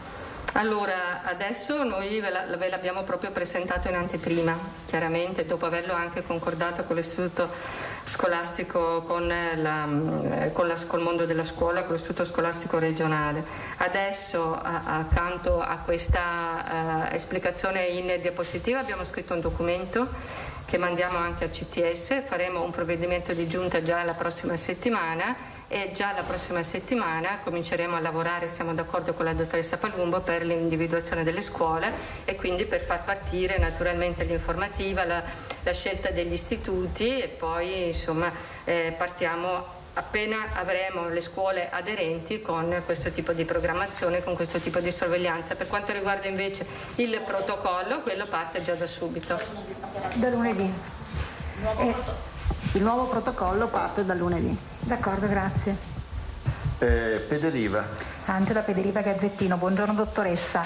Tra 15 scuole sentinella, 7 scuole di autodiagnosi e piazze, diciamo, il target quante persone comprenderà? Studenti, docenti, giovani, adulti? Allora, adesso la numerosità precisa non ce l'abbiamo. Noi abbiamo fatto un conteggio, se pensiamo che ogni classe possa avere 22 studenti in media e quindi consideriamo 5 classi per ogni sezione, una media di 4 sezioni, abbiamo fatto un conteggio, adesso ho le tabelle. Se non lo facciamo noi, ok. Sono tanti, ma insomma ho anche messo, aspetti che avevo messo anche, eccoli qua. Allora abbiamo pensato che ci fosse ogni settimana dai 1.600 ai 2.000 studenti e dai 150 ai 250 insegnanti. Quindi per mese sarebbero dai 650 ai 1000 e per insomma nel lungo periodo oltre i 30.000 test. Però abbiamo bisogno naturalmente dell'ufficio scolastico regionale perché dipende dalla dimensione della scuola. Abbiamo fatto un conteggio medio per avere chiaramente anche le dimensioni del lavoro che andiamo ad affrontare, però parlando con la dottoressa Palumbo lei è rimasta molto entusiasta e ha detto dobbiamo trovare delle scuole numerose, quindi adesso insomma vedremo. Mentre nelle piazze non è quantificabile ancora. Lì non è quantificabile perché dipenderà dal momento, dall'affluenza. Adesso pensavamo naturalmente che i giorni di massima affluenza sono quelli del fine settimana e ha senso che alcuni giorni siano quelli perché altrimenti i giovani sono a scuola e quindi non possono essere lì, quindi alterneremo dei giorni di diciamo normale durante la settimana e anche i fine settimana. Ok, poi avevo 2 domande invece che avanzavo da prima, extra questo piano. Allora, una è se è cambiato qualcosa per quello che sa nel calcolo dell'R-Conti. Ieri ci arrivavano da alcune regioni anche vicine, tipo il Friuli Venezia Giulia, malumori perché si sarebbe basato il calcolo questa settimana su dati vecchi o comunque includendo di nuovo soltanto i tamponi molecolari e non gli antigenici. Le risulta? No. Ok. A noi i dati ci vengono mandati dall'Istituto Superiore di Sanità secondo i loro calcoli, noi sulla base naturalmente perché sapete che il database viene condiviso con l'istituto perché così è la legge che lo prevede, loro fanno diciamo delle previsioni e dei calcoli che poi noi naturalmente confermiamo. Ok, e poi invece una richiesta di una lettrice che è un igienista dentale del settore diciamo privato, dottoressa Ilaria Schiavon, chiede se conferma del fatto che questa categoria rientri nelle vaccinazioni della fase operatori sanitari perché le risulta che la ULS 6 Euganea non la stia prevedendo, mentre altrove la 2 di Treviso e la 3 Serenissima sarebbero già la seconda iniezione. Rientra nella prima fase, quindi noi abbiamo dato indicazioni, quindi insomma può sollecitare l'USL di appartenenza che per quanto ci riguarda rientra nella prima fase. Quindi dal lunedì riniziano quelli che non sono stati vaccinati neanche con la prima fase. Grazie. Giacomuzzo, Il Giornale di Vicenza. Dottoressa, mi scusi, non ho capito bene il senso dell'operazione dell'ultima tappa, la ricostruzione delle catene di contagio. Tutti i dati che avete verranno analizzati, da chi, in che tempi, ma l'obiettivo di ricostruire vuol dire trovare una sorta di paziente zero e da quanto, qual è il target che prendete in esame? No, allora vuol dire, diciamo che adesso prenderemo i dati che abbiamo nel nostro database e sceglieremo un campione naturalmente per ogni provincia in modo che abbiamo una certa rappresentatività a livello regionale. Di questi casi cosa vogliamo fare? Vogliamo ricostruire le catene di contagio perché talvolta nella segnalazione di un soggetto positivo che può essere, come ho detto prima, all'interno di una scuola o all'interno di un ambiente di lavoro non sappiamo da dove è partita l'infezione.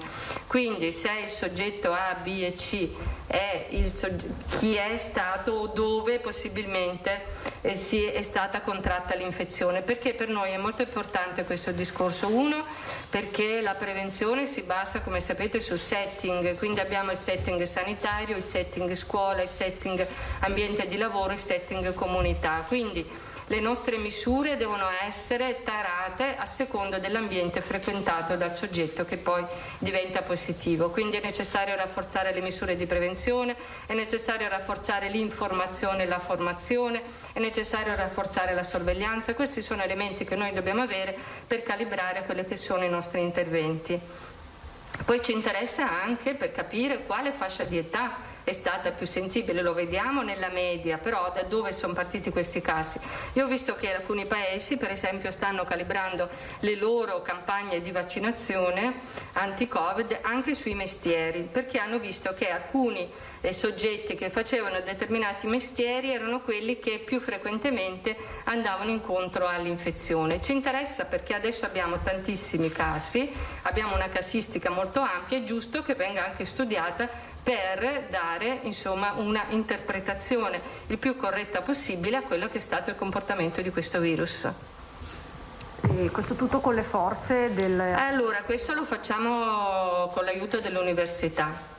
Quindi non è un lavoro che si chiude naturalmente in poco tempo. Noi cominciamo, abbiamo questo accordo con l'Università di Padova che insieme ad altri colleghi statistici, matematici cominceranno a fare queste valutazioni, poi appena naturalmente avremo i primi risultati vi metteremo a conoscenza di quello che è emerso, però ritengo che sia importante avere la possibilità di guardare con un certo distacco anche quello che è successo e che sta succedendo, proprio per aiutarci poi ad improntare bene quelle che sono le misure di prevenzione. Un altro dettaglio per quanto riguarda invece le scuole, diceva che verranno testati anche i docenti, e per quanto riguarda il personale non docente, quindi bidelli e ATA, sono inseriti oppure no? Allora, su questo non li abbiamo inserito al momento su questo, diciamo in questo disegno, perché volevamo anche discutere col mondo della scuola. Conosciamo meno qual è l'interazione noi come sanità fra il personale ATA e il personale scolastico, quindi valuteremo insieme alla scuola che aderirà al percorso in quale momento inserire quanto del personale che è più vicino alle classi che andiamo a testare, però insomma non penso che verrà escluso. Le chiedo un'ultima cosa che invece riguarda i vaccini, mi è rimasto un dubbio, magari è banale però. Dunque, per quanto riguarda il personale, gli insegnanti, le forze dell'ordine che verranno per primi vaccinati con AstraZeneca, giusto? Chi ha più di 55 anni? Io faccio l'insegnante, ho 60 anni, non rientro nella vaccinazione di AstraZeneca o sì? Non si sa? Allora, diciamo che noi ci dobbiamo attenere a quelle che sono le indicazioni che c'è da AIFA.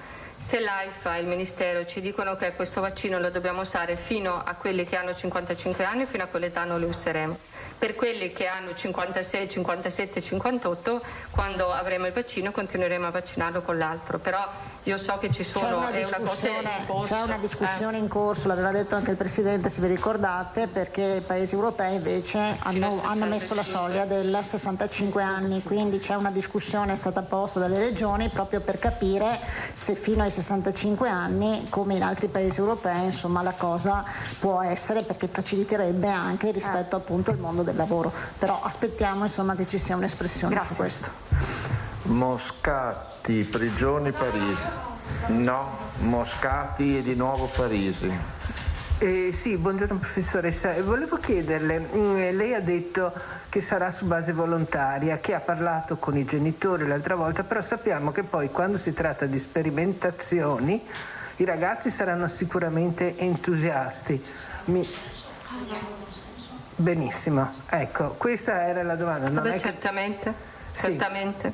E poi diciamo sperimentazione è un termine che noi applichiamo a un sistema di sorveglianza, non è che sperimentiamo nulla che non sia già diciamo utilizzabile, il tampone, il test, non sono cose sperimentali. Sperimentale è il modello, non l'effettuazione del test. Ecco, sì, grazie, perché così abbiamo chiarito. Siccome poi dopo succede di tutto.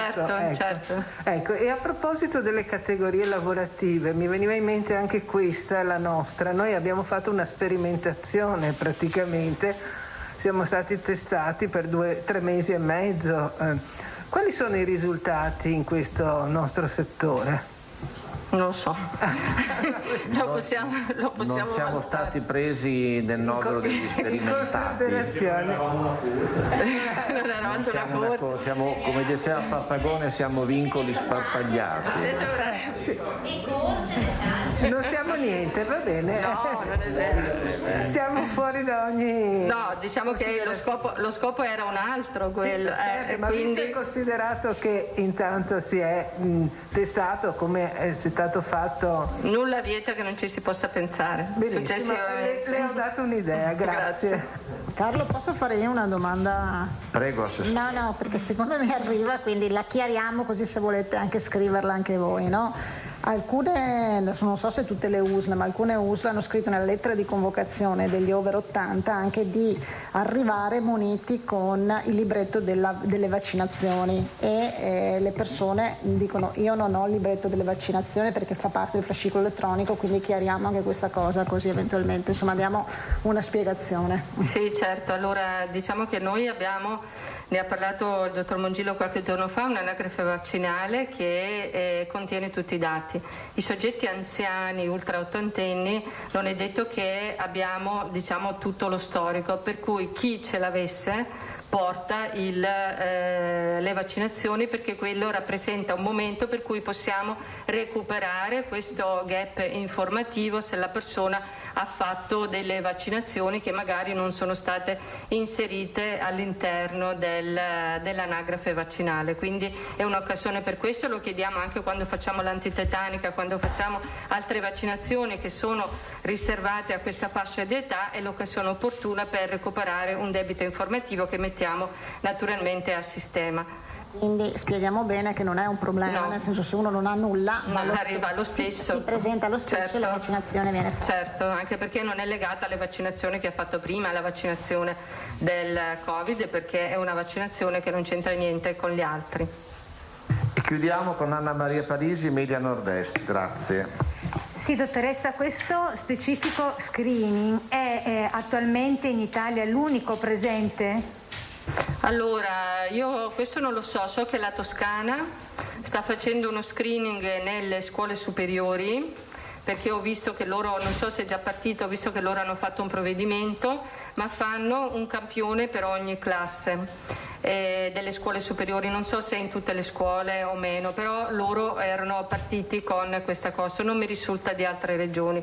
Io informalmente ne ho parlato con l'Istituto Superiore di Sanità, dicendo anche, illustrando più o meno insomma quello che volevamo fare, anche il test dell'autosomministrazione, quindi come possibile valutazione di una sorveglianza che abbiamo detto può essere insomma una forma di convivenza con la pandemia, e gli manderemo questo tipo di progetto anche all'istituto perché insomma possa considerarlo.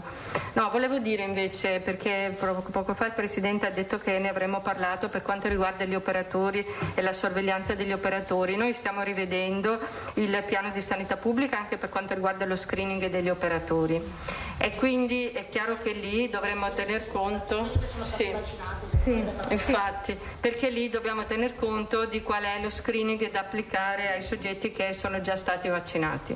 Allora, noi abbiamo chiesto al Ministero, tutte le regioni abbiamo chiesto al Ministero di darci delle indicazioni su questo, perché il Ministero deve comunque esprimersi sullo screening che bisogna fare dopo, però è chiaro che il Ministero aspetta anche che ci siano delle indicazioni internazionali. Quello che noi faremo nel frattempo è quello che ha accennato il Presidente: per le persone che hanno fatto già la seconda dose e sono passati almeno 15 giorni dalla seconda dose, cominceremo a fare il dosaggio degli anticorpi e le persone che hanno sviluppato gli anticorpi naturalmente non faranno il tampone ogni settimana o con la cadenza ravvicinata con cui è prevista al momento. Ma la faranno ugualmente ogni mese? Non lo faranno? Non abbiamo ancora deciso, però è chiaro che è un soggetto che è protetto. Valuteremo via via. Grazie. Contrariamente a quel che dicevo, siccome vuole aprire deve anche chiudere, giustamente. Filippo Tosani. No, in effetti devo farle questa domanda perché mi dicono che dopo la sua segnalazione delle 700 casi di allergia No, di allergia. No. Di reazioni. Di segnalazioni, ho detto, non allergie. Di segnalazione del vaccino. Ci sono già dei buontemponi che lanciano un allarme, sto vaccino ammazza tutti, fa morire non tutti. È vero. Ci dice per cortesia, ci definisce esattamente qual è l'incidenza di queste segnalazioni? Allora adesso adesso vado a memoria, su 134.000 dosi abbiamo avuto 700 segnalazioni. Le segnalazioni sono quelle che vengono raccolte dagli operatori principalmente nel momento in cui viene fatta la seconda dose oppure dopo la prima dose e sono, ripeto, principalmente dolore al braccio, quindi sede nel punto di iniezione. Poi abbiamo avuto segnalazioni, ma adesso la numerosità proprio in frequenza assoluta non la so, sono state di stanchezza riscontrata il giorno dopo aver fatto il vaccino, qualcuno ha segnalato cefalea e qualche linea di febbre, fine. Cioè se questo voglio dire. Io credo che siano in linea, chi fa l'antinfluenzale lo sa, con la reazione possibile per alcuni soggetti dell'antinfluenzale. Stavo per dire che sono le stesse reazioni che si trovano nell'antinfluenzale in casi Allora, io voglio dire una cosa, l'ha detto il Presidente, noi siamo una regione abituata a segnalare e noi incentiviamo la segnalazione perché la segnalazione, al contrario di quello che può essere interpretato, è indicazione di vigilanza sulla sicurezza del vaccino. Non il contrario, perché se così fosse non renderemmo pubbliche ogni anno col rapporto di Canale Verde tutte le segnalazioni che ci arrivano per quanto riguarda il vaccino. Il meccanismo di segnalazione deve essere capillare perché questo ci deve portare subito ad evidenziare nel momento in cui ci fossero delle reazioni gravi ad AIFA e di conseguenza all'azienda per prendere dei provvedimenti. Quindi la segnalazione è estremamente importante, che sia il dolore al braccio o che sia la linea di febbre, noi le raccogliamo perché questo ci rassicura e non ci preoccupa. Ecco. C'è un numero per questo Canale Verde? Allora, le segnalazioni al Canale Verde non vengono fatte allora le segnalazioni vengono fatte o al proprio medico o al centro dove uno ha fatto la vaccinazione e vengono registrate nella scheda del soggetto e inviate a Canale Verde.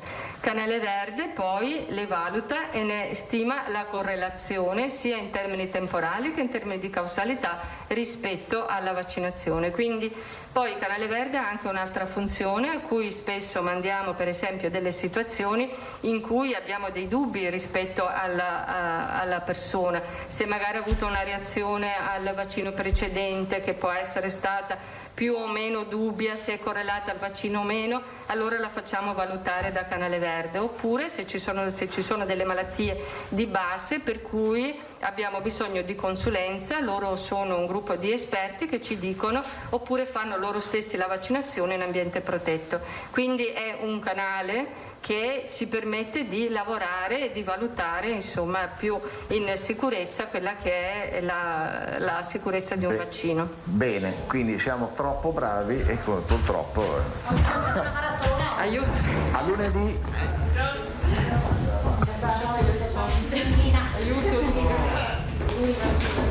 Alle 14.07 termina la conferenza stampa, prima del Presidente Zaia e poi, come annunciato, della dottoressa Russo, che ha fatto ha annunciato questo piano di monitoraggio del contagio all'interno dell'ambiente scolastico, ma anche all'esterno, in quei luoghi frequentati dai più giovani, dove si è registrata una significativa incidenza della presenza di positività, e quindi i luoghi un po' della movida, dello spritz, con dei test a campione proprio per monitorare e tenere sotto controllo la situazione tra i più giovani, anche alla luce della riapertura della scuola, e con l'obiettivo, ha precisato la dottoressa Russo, proprio di mantenere attiva la didattica in presenza, che è fondamentale. Ne approfondiremo poi i contenuti di questo progetto innovativo nel suo genere nelle edizioni serali dei nostri telegiornali, ma vado subito a presentare i miei ospiti, che ringrazio per la paziente attesa. Saluto il dottor Maurizio De Luca, direttore dell'unità operativa complessa della chirurgia generale dell'ospedale di Rovigo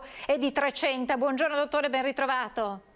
Buongiorno a voi, buongiorno a voi. Buongiorno alla dottoressa Luisella Affogato, direttore facente funzione dell'unità operativa complessa della chirurgia generale dell'ospedale di Adria. Buongiorno anche a lei, dottoressa. Buongiorno a voi, grazie per l'invito. Grazie a lei e buongiorno al dottor Dario Parini, dirigente medico dell'unità operativa complessa della chirurgia dell'ospedale di Rovigo. Buongiorno e ben trovato anche lei, dottore. Buongiorno anche da parte mia. Allora, inizio subito in velocità con lei, dottor De Luca, per capire. Io vi ho presentato voi tre che rappresentate i 3 ospedali dell'USL 5, Rovigo, Adria e Trecenta. C'è però un obiettivo per quanto riguarda il tema che affrontiamo e che sono le nuove tecniche mini invasive di laparoscopia in chirurgia generale, ed è quello un po' di unificare queste 3 medicine in un'unica realtà.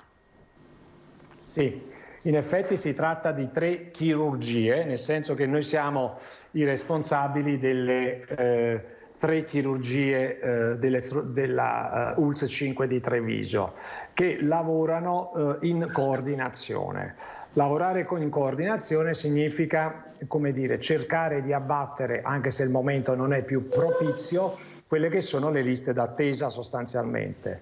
Cercare di collocare il singolo paziente nel posto più adeguato, nel minor tempo possibile e con le migliori cure possibili. Uno dei messaggi che noi diamo intanto sono quelli della multidisciplinarietà.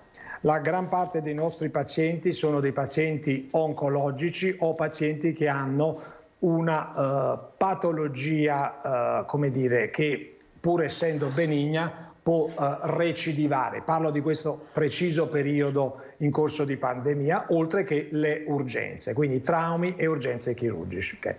In questo caso sono fondamentali 2 cose. Una è la multidisciplinarietà, cioè avere conto anche dell'ausilio delle altre strutture.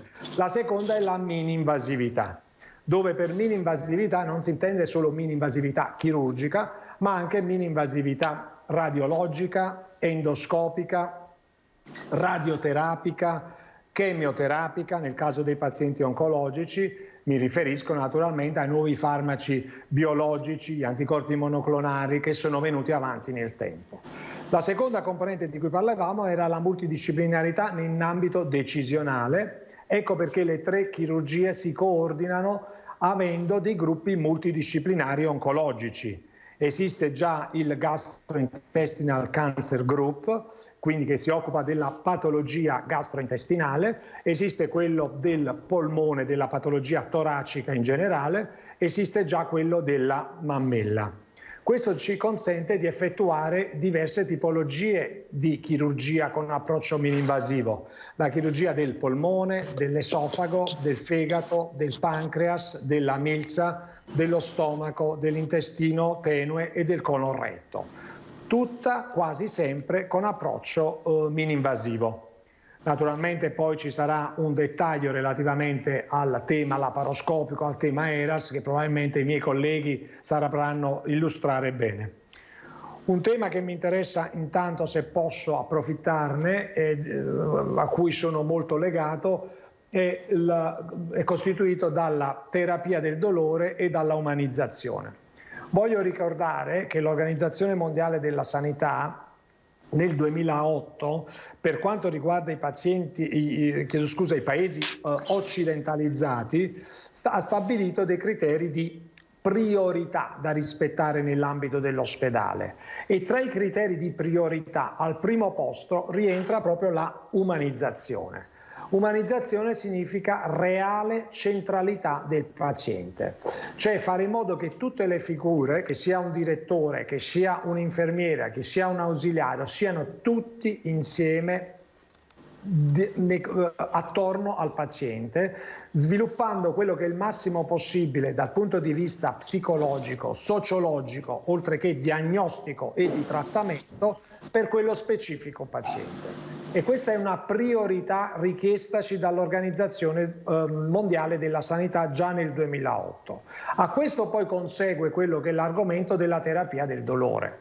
La terapia del dolore è uno schema, come dire, mentale che devono avere tutte queste figure nel rispetto del paziente. Molto spesso, molto frequentemente si vede che non è tanto preso in considerazione e purtroppo la mancata cura del dolore crea delle conseguenze di tipo psicologico, ma anche di tipo clinico sul paziente che sono molto, ma molto importanti.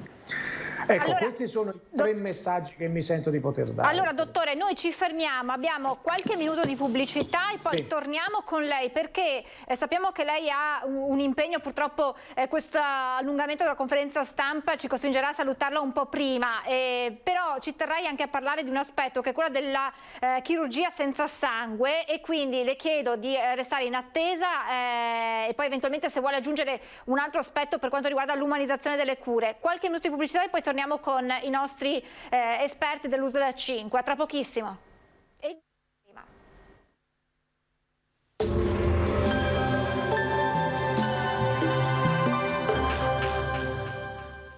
Benetton, centro assistenza tecnica per caldaia a gas, condizionatori e termoregolazioni. Dal 1976, al vostro servizio con professionalità e cortesia. Bentrovati al meteo. Brusco stop all'inverno con l'anticiclone che comanda il tempo sul nostro territorio, dove tra l'altro le temperature si porteranno su valori quasi primaverili. Vediamo insieme il dettaglio di venerdì 5 febbraio. Sul Veneto il cielo risulterà piuttosto nuvoloso, con nubi basse e nebbie in pianura un po' per tutto l'arco della giornata. Non si esclude anche una locale e leggera piovigine. Foschie anche fitte al mattino e soprattutto in serata. Clima mite, decisamente fuori stagione, con temperature minime tra 4 e 7 gradi, valori massimi compresi invece tra i 9 e i 12 gradi all'incirca. Ci spostiamo ora sul Friuli Venezia Giulia, dove avremo molte nubi con cielo grigio e fosco, qualche nebbia al mattino, anche occasionali piovaschi a carattere sparso, soprattutto nel corso del pomeriggio. Temperature minime tra 5 e 9 gradi, massime invece sugli 11-12 gradi. Diamo uno sguardo infine alla situazione del Trentino Alto Adige. Anche qui il cielo sarà coperto, foschie soprattutto sui settori meridionali, possibili schiarite invece sul resto della regione. Temperature minime intorno ai 3-4 gradi, massime invece sui 10 all'incirca. Dal meteo di Antenna 3 per ora è tutto, grazie per l'attenzione e arrivederci.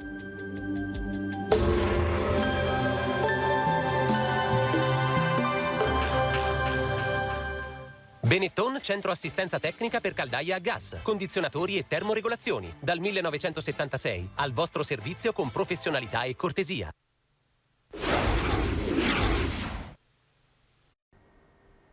Rieccoci in diretta insieme all'ULSS 5 per parlare di tecniche mini-invasive laparoscopiche in chirurgia generale. Insieme al direttore De Luca abbiamo parlato di umanizzazione delle cure, di terapia del dolore, ma c'è anche una tecnica innovativa, io la definirei così, che riguarda la chirurgia senza sangue. Di che cosa si tratta, dottore?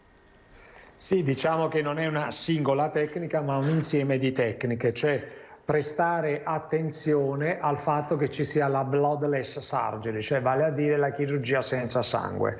Oggi abbiamo degli strumentari che ci consentono di risparmiare sangue durante l'intervento chirurgico, che sono degli strumenti ad energia che sono venuti avanti già da circa 15 anni, ma devo dire negli ultimi anni si sono ulteriormente sofisticati. Questi consentono durante l'intervento chirurgico di effettuare, anche in casi di cancri avanzati, delle linfoadenectomie, cioè dell'asportazione di linfonodi, oppure di dissezione vascolare o dissezione di piani in completa assenza di sanguinamento. Naturalmente anche l'approccio laparoscopico consente questo, così come l'utilizzo di suturatrici meccaniche di ultima generazione, cioè sono una serie di apparecchiature che ci consentono davvero di portare avanti interventi chirurgici molto importanti, un pancreas del corpo coda, oppure uno stomaco, oppure un colon, senza prevedere trasfusioni di sangue. Sapete che questo è un tema molto caro a alcune specifiche categorie di pazienti, come per esempio testimoni di Geova oppure pazienti che hanno delle incompatibilità alle trasfusioni, ma poi si è rivelato essere utile naturalmente per l'intera popolazione. Per cui noi negli ultimi anni siamo riusciti ad ottenere questo, ma è un argomento che deve essere ulteriormente spinto. A questo si aggiunge anche la parte medica, vale a dire pazienti che per esempio si presentano ad un intervento chirurgico anemici, mentre in passato pensavamo immediatamente di fare delle trasfusioni di sangue prima di sottoporle all'intervento chirurgico. Attualmente noi pensiamo a fare delle terapie di ferro o di succedanei del ferro, oppure con farmaci stimolatori del midollo, in modo da far aumentare la quota di globuli rossi per portare il paziente all'intervento. Quindi diciamo che ci sono state delle spinte da parte di alcune categorie di pazienti, dalle quali spinte ora beneficiano secondo me tutti i pazienti. Ecco. Dottore, facciamo un attimo di chiarezza su che cosa si intende per tecniche mini-invasive laparoscopiche. Allora, tecniche mini-invasive significa non fare un taglio all'addome, non fare un taglio al torace, ma effettuare gli stessi interventi chirurgici con la stessa attenzione alla radicalità oncologica, semplicemente facendo delle piccole incisioni sulla cute e sul muscolo di 5 mm oppure di 10 mm.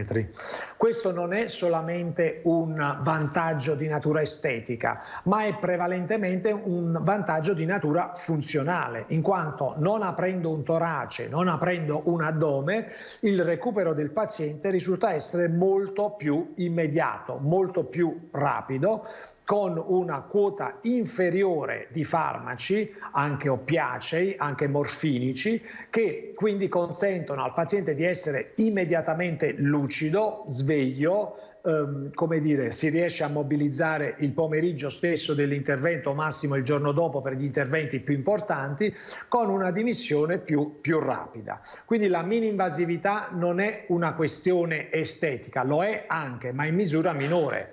È sicuramente una questione di tipo riabilitativo. Preciso che questa riabilitazione consente anche di abbattere una serie di problematiche di natura medica, nel senso che un paziente che si riprende subito da un intervento, pur essendo un paziente un grande anziano, è un paziente che rischia molto meno, per esempio, infezioni polmonari, come polmoniti, oppure versamenti pleurici, oppure atelettasie, oppure scompensi cardiaci, problemi di emodinamica. Quindi con la mini-invasività si abbattono fortemente quelle che sono le problematiche, le complicanze mediche di un intervento chirurgico. Quando si possono utilizzare queste tecniche o probabilmente quando non si possono utilizzare? Diciamo che vengono oggi utilizzate nel 90-95% dei casi, cioè nella stragrande maggioranza dei nostri pazienti operati di patologia toracica e addominale, sia benigna, sia maligna, sia funzionale, oppure anche nelle urgenze chirurgiche, l'adozione di una procedura mini-invasiva è sempre quella iniziale e ideale.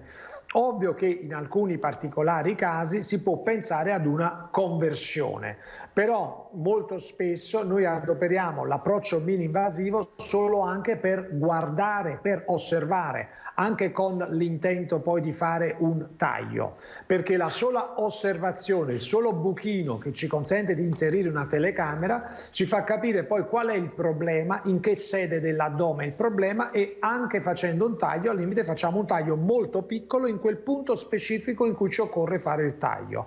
Quindi la laparoscopia, la torascoscopia avvantaggiano anche un eventuale taglio laparotomico o toracotomico, perché sarà più piccolo e nel punto preciso. È cambiato il vostro lavoro, ma è cambiata anche la vita del paziente con queste tecniche, inevitabile dirlo. Sì, assolutamente sì, perché noi con questo, ribadisco, abbiamo ridotto il dolore del paziente, l'alimentazione è più rapida, la dimissione è più precoce, il paziente vive, diciamo, in maniera meno conflittuale la chirurgia, vive in maniera meno conflittuale tutto quello che è ospedale. Certo.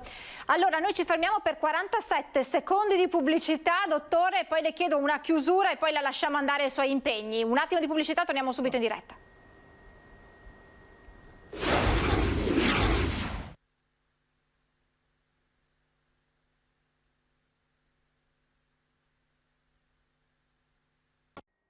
Rieccoci in diretta, torno da lei, dottor De Luca. Lei prima, parlando della cosiddetta chirurgia senza sangue, semplificando i termini, ha parlato anche proprio di interventi che riguardano anche forme tumorali. Significa che è possibile applicare queste tecniche laparoscopiche di chirurgia mini-invasiva anche in caso, quindi anche nella chirurgia oncologica?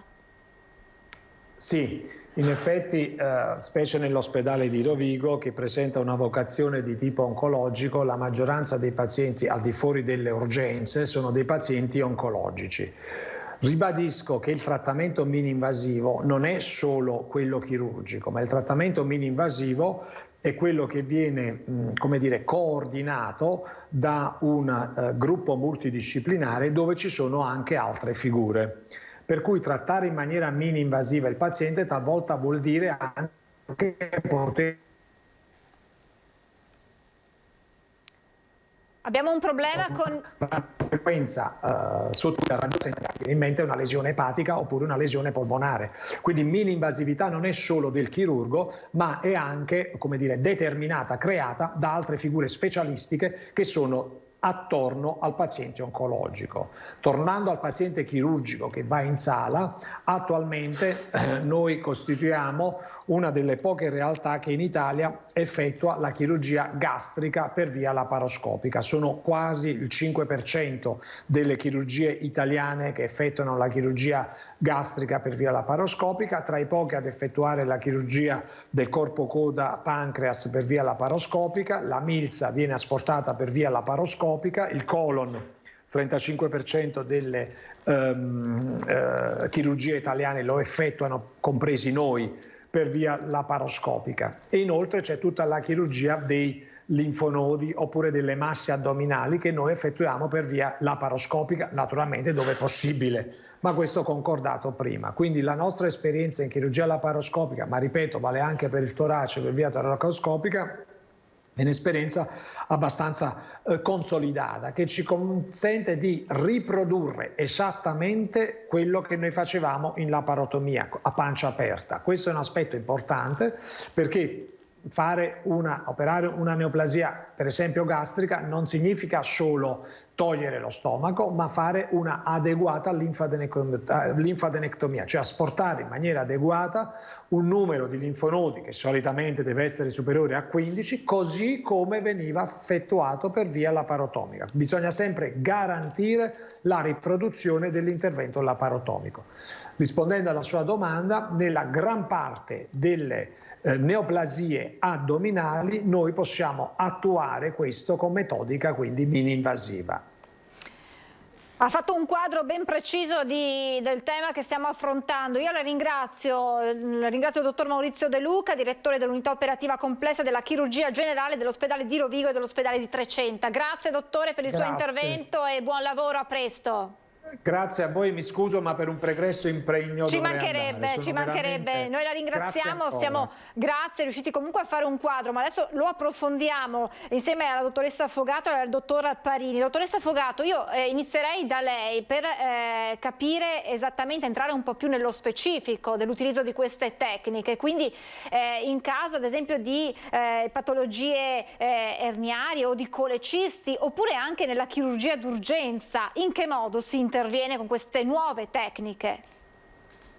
Certo, allora partiamo con la patologia benigna, quindi per esempio con la calcolosi della colecisti, una patologia assolutamente diffusa, prima trattata in laparoscopia. La laparoscopia nasce e viene applicata con sicurezza da più di 40 anni, impiegata dai chirurghi generali inizialmente e poi soprattutto dai ginecologi, e quindi la colecisti fa parte un po' del bagaglio di tutti i giovani chirurghi del mondo. Calcolosi della colecisti, patologia erniaria, ernie inguinali, ernie della parete addominali, ernie insorte dopo un pregresso intervento chirurgico che definiamo la Proceli.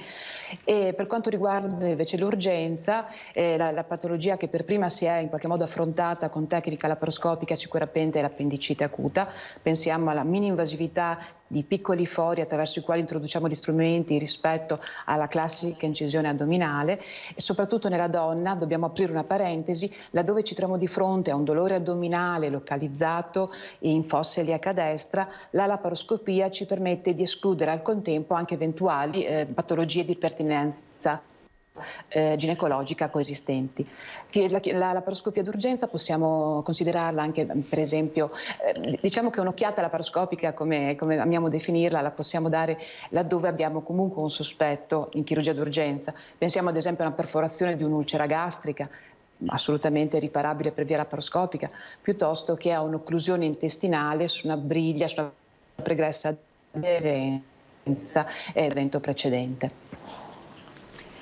Per quanto riguarda altre tipologie di intervento in cui si utilizzano queste tecniche che abbiamo capito essere molto importanti, soprattutto poi per il post operatorio, per la ripresa del paziente, ecco, altri campi in cui vengono utilizzate, dottoressa? Certo, un campo importante è sicuramente la diagnostica.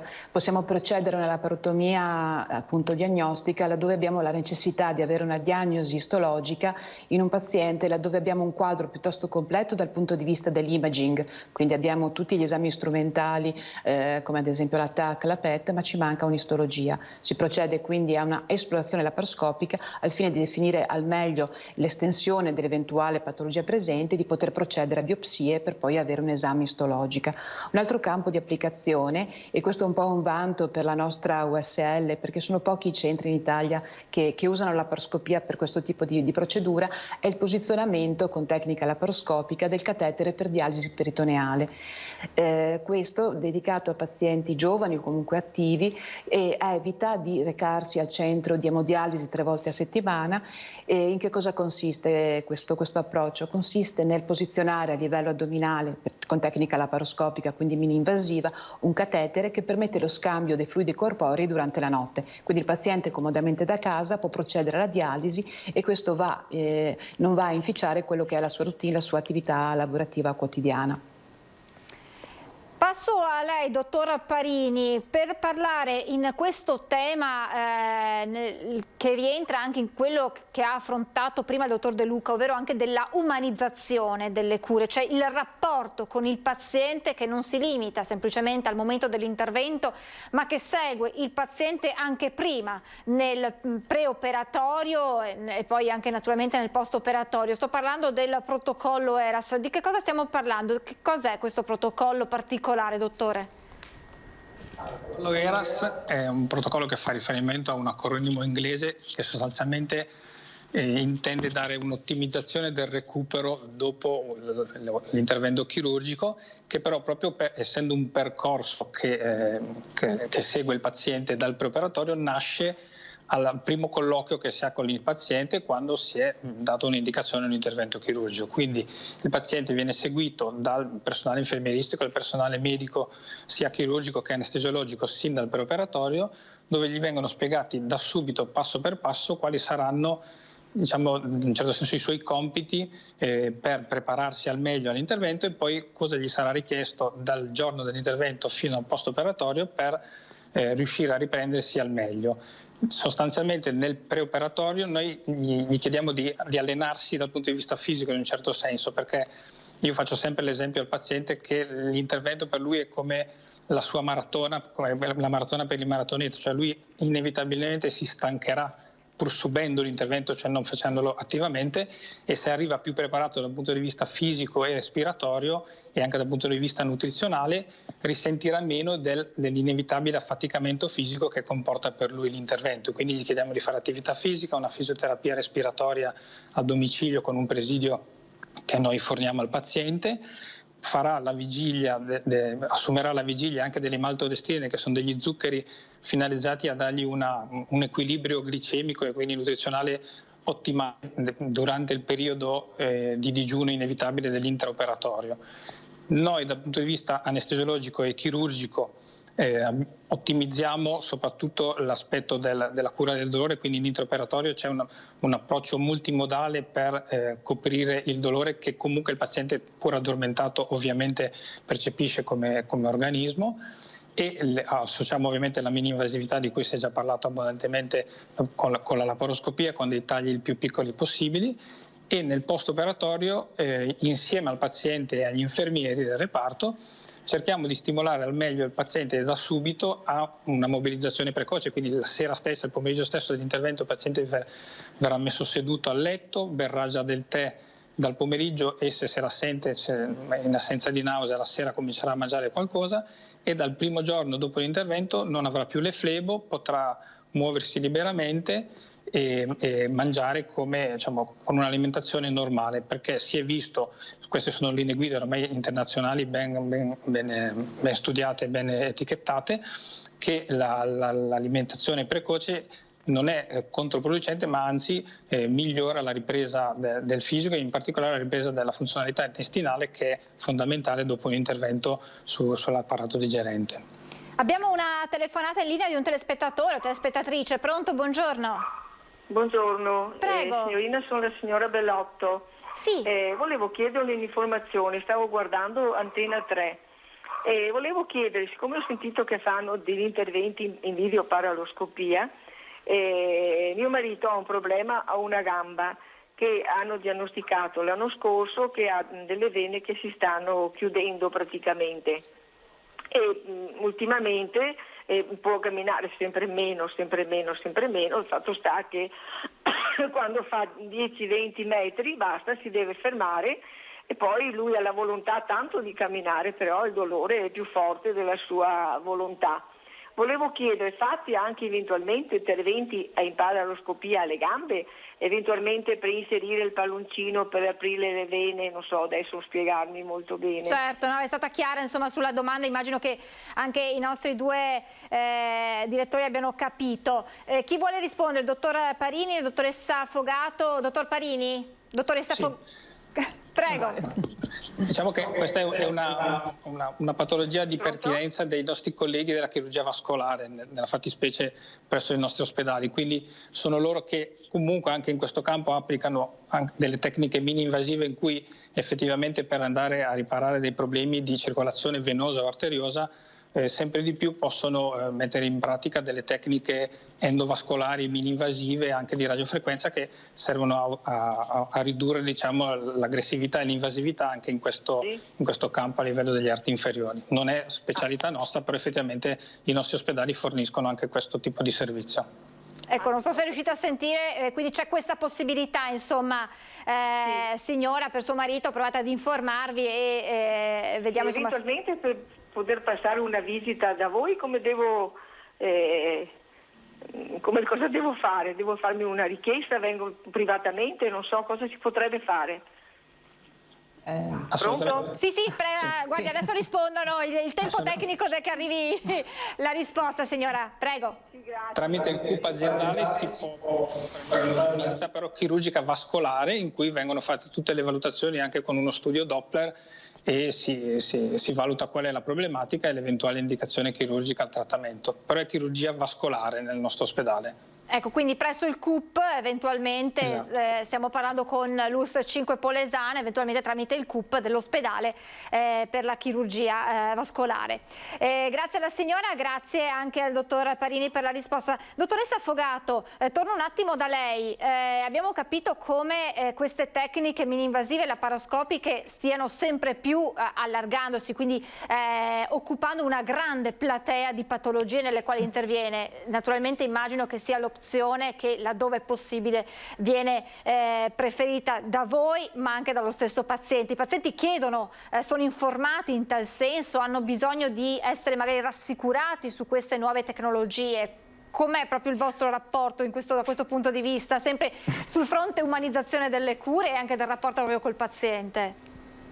Certo, i pazienti sicuramente arrivano molto informati e sono loro a chiedere, e noi per quanto ci riguarda stiamo spingendo sempre più anche per quanto riguarda le scuole di specializzazione, perché nel bagaglio formativo dei giovani chirurghi ci sia una curva di apprendimento adeguata per prepararli poi a poter affrontare gli interventi in laparoscopia.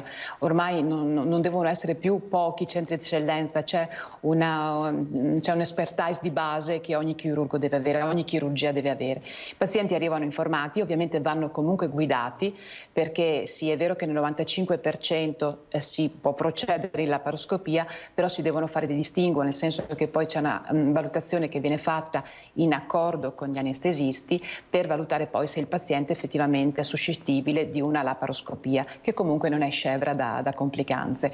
Laddove c'è l'indicazione sicuramente si fa. È più impegnativa per quanto riguarda il chirurgo, perché sicuramente, come dicevo prima, c'è una curva di apprendimento importante alle spalle, però è sicuramente di soddisfazione proprio per questa umanizzazione e attenzione al paziente.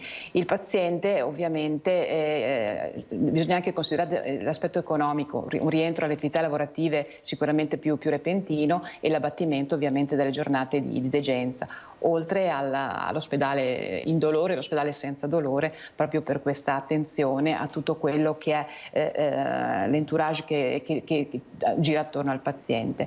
A volte, così lo dico per sorridere, i pazienti arrivano in ambulatorio e chiedono: ah, dottore, ma mi opera con il laser? Perché nell'immaginario comune il laser costituisce un po', diciamo, la soluzione a tutti i mali. Però ecco, nella maggior parte dei casi i pazienti arrivano molto preparati e noi cerchiamo di guidarli, però poi anche in quello che sarà poi la scelta terapeutica più adeguata. Dottor Parini, torno da lei ricollegandomi al protocollo ERAS di cui lei parlava. Ci ha fatto capire come un giusto stile di vita, una giusta alimentazione, ma anche insomma un'attività motoria sia importante. Lo abbiamo detto tante volte in questi spazi dedicati alla sanità per prevenire le malattie, ma da quanto lei ci ha detto è anche importante per affrontare nel modo giusto un'operazione, un intervento, seppur magari appunto con tecniche mini-invasive, quindi con poi magari una degenza meno impegnativa, ma anche nel pre e nel post operatorio, per cui è importante che questo modo di vivere venga adottato sempre di più da noi cittadini. Assolutamente sì, un altro aspetto che mi ero dimenticato di sottolineare è che chiediamo anche per i fumatori un'astensione dal fumo possibilmente di un mese, ma di almeno 15 giorni, perché anche questo abbiamo visto che dà ottimi risultati dal punto di vista della risposta ovviamente respiratoria, ma in generale anche con tutti questi accorgimenti si ha una riduzione delle complicanze post-operatorie, in particolare le complicanze infettive, e gli studi più recenti stanno dimostrando che anche come risultati oncologici ci potrebbe essere un miglioramento applicando questi protocolli in cui ottimizzano il percorso del paziente. Anche l'aspetto nutrizionale nel preoperatorio è molto importante, ragione per cui noi con la nostra unità di nutrizione clinica siamo in costante collaborazione, perché i pazienti che arrivano alla preparazione di intervento con un problema di malnutrizione vengono valutati anche presso l'unità di nutrizione clinica e eventualmente si fa un'implementazione di quella che è l'apporto calorico preoperatorio. Ovviamente anche al di fuori di questo protocollo gli stili di vita che sottolineavamo e sottolineava lei in precedenza sono fondamentali, per cui anche quando questo protocollo non è applicabile nel dettaglio noi comunque stimoliamo il paziente ad avere una preparazione adeguata e ottimale all'intervento chirurgico che dovrà affrontare. È giusto dire che anche se parliamo di tecniche mini-invasive in laparoscopia si tratta pur sempre di un intervento. Assolutamente. Io ringrazio davvero tantissimo la dottoressa Luisella Affogato, direttore facente funzione dell'unità operativa complessa della chirurgia generale dell'ospedale di Adria, e il dottor Dario Parini, dirigente medico dell'unità operativa complessa della chirurgia dell'ospedale di Rovigo. Grazie ad entrambi per questo importante intervento, per averci presentato ancora più in modo approfondito di che cosa si parla quando si parla di tecniche mini-invasive laparoscopiche. Grazie ad entrambi, buon lavoro, buona giornata. Grazie a voi per l'invito. A presto. Grazie a voi. Noi abbiamo abbiamo finito questa diretta, vi rimando alle edizioni serali dei telegiornali di Antenna 3 per tutti gli aggiornamenti legati all'emergenza coronavirus. Vi ricordiamo che oggi è venerdì e quindi ci sarà una nuova classificazione per quanto riguarda le regioni da parte del Comitato Tecnico Scientifico della nuova geografia regionale. Dai dati che ha presentato il governatore Zaia non dovrebbero esserci problemi, il Veneto dovrebbe rimanere in fascia gialla e naturalmente vi daremo gli aggiornamenti anche sul fronte del nuovo governo. È davvero tutto, grazie per essere stati con noi, buon proseguimento di giornata, buon pomeriggio, arrivederci.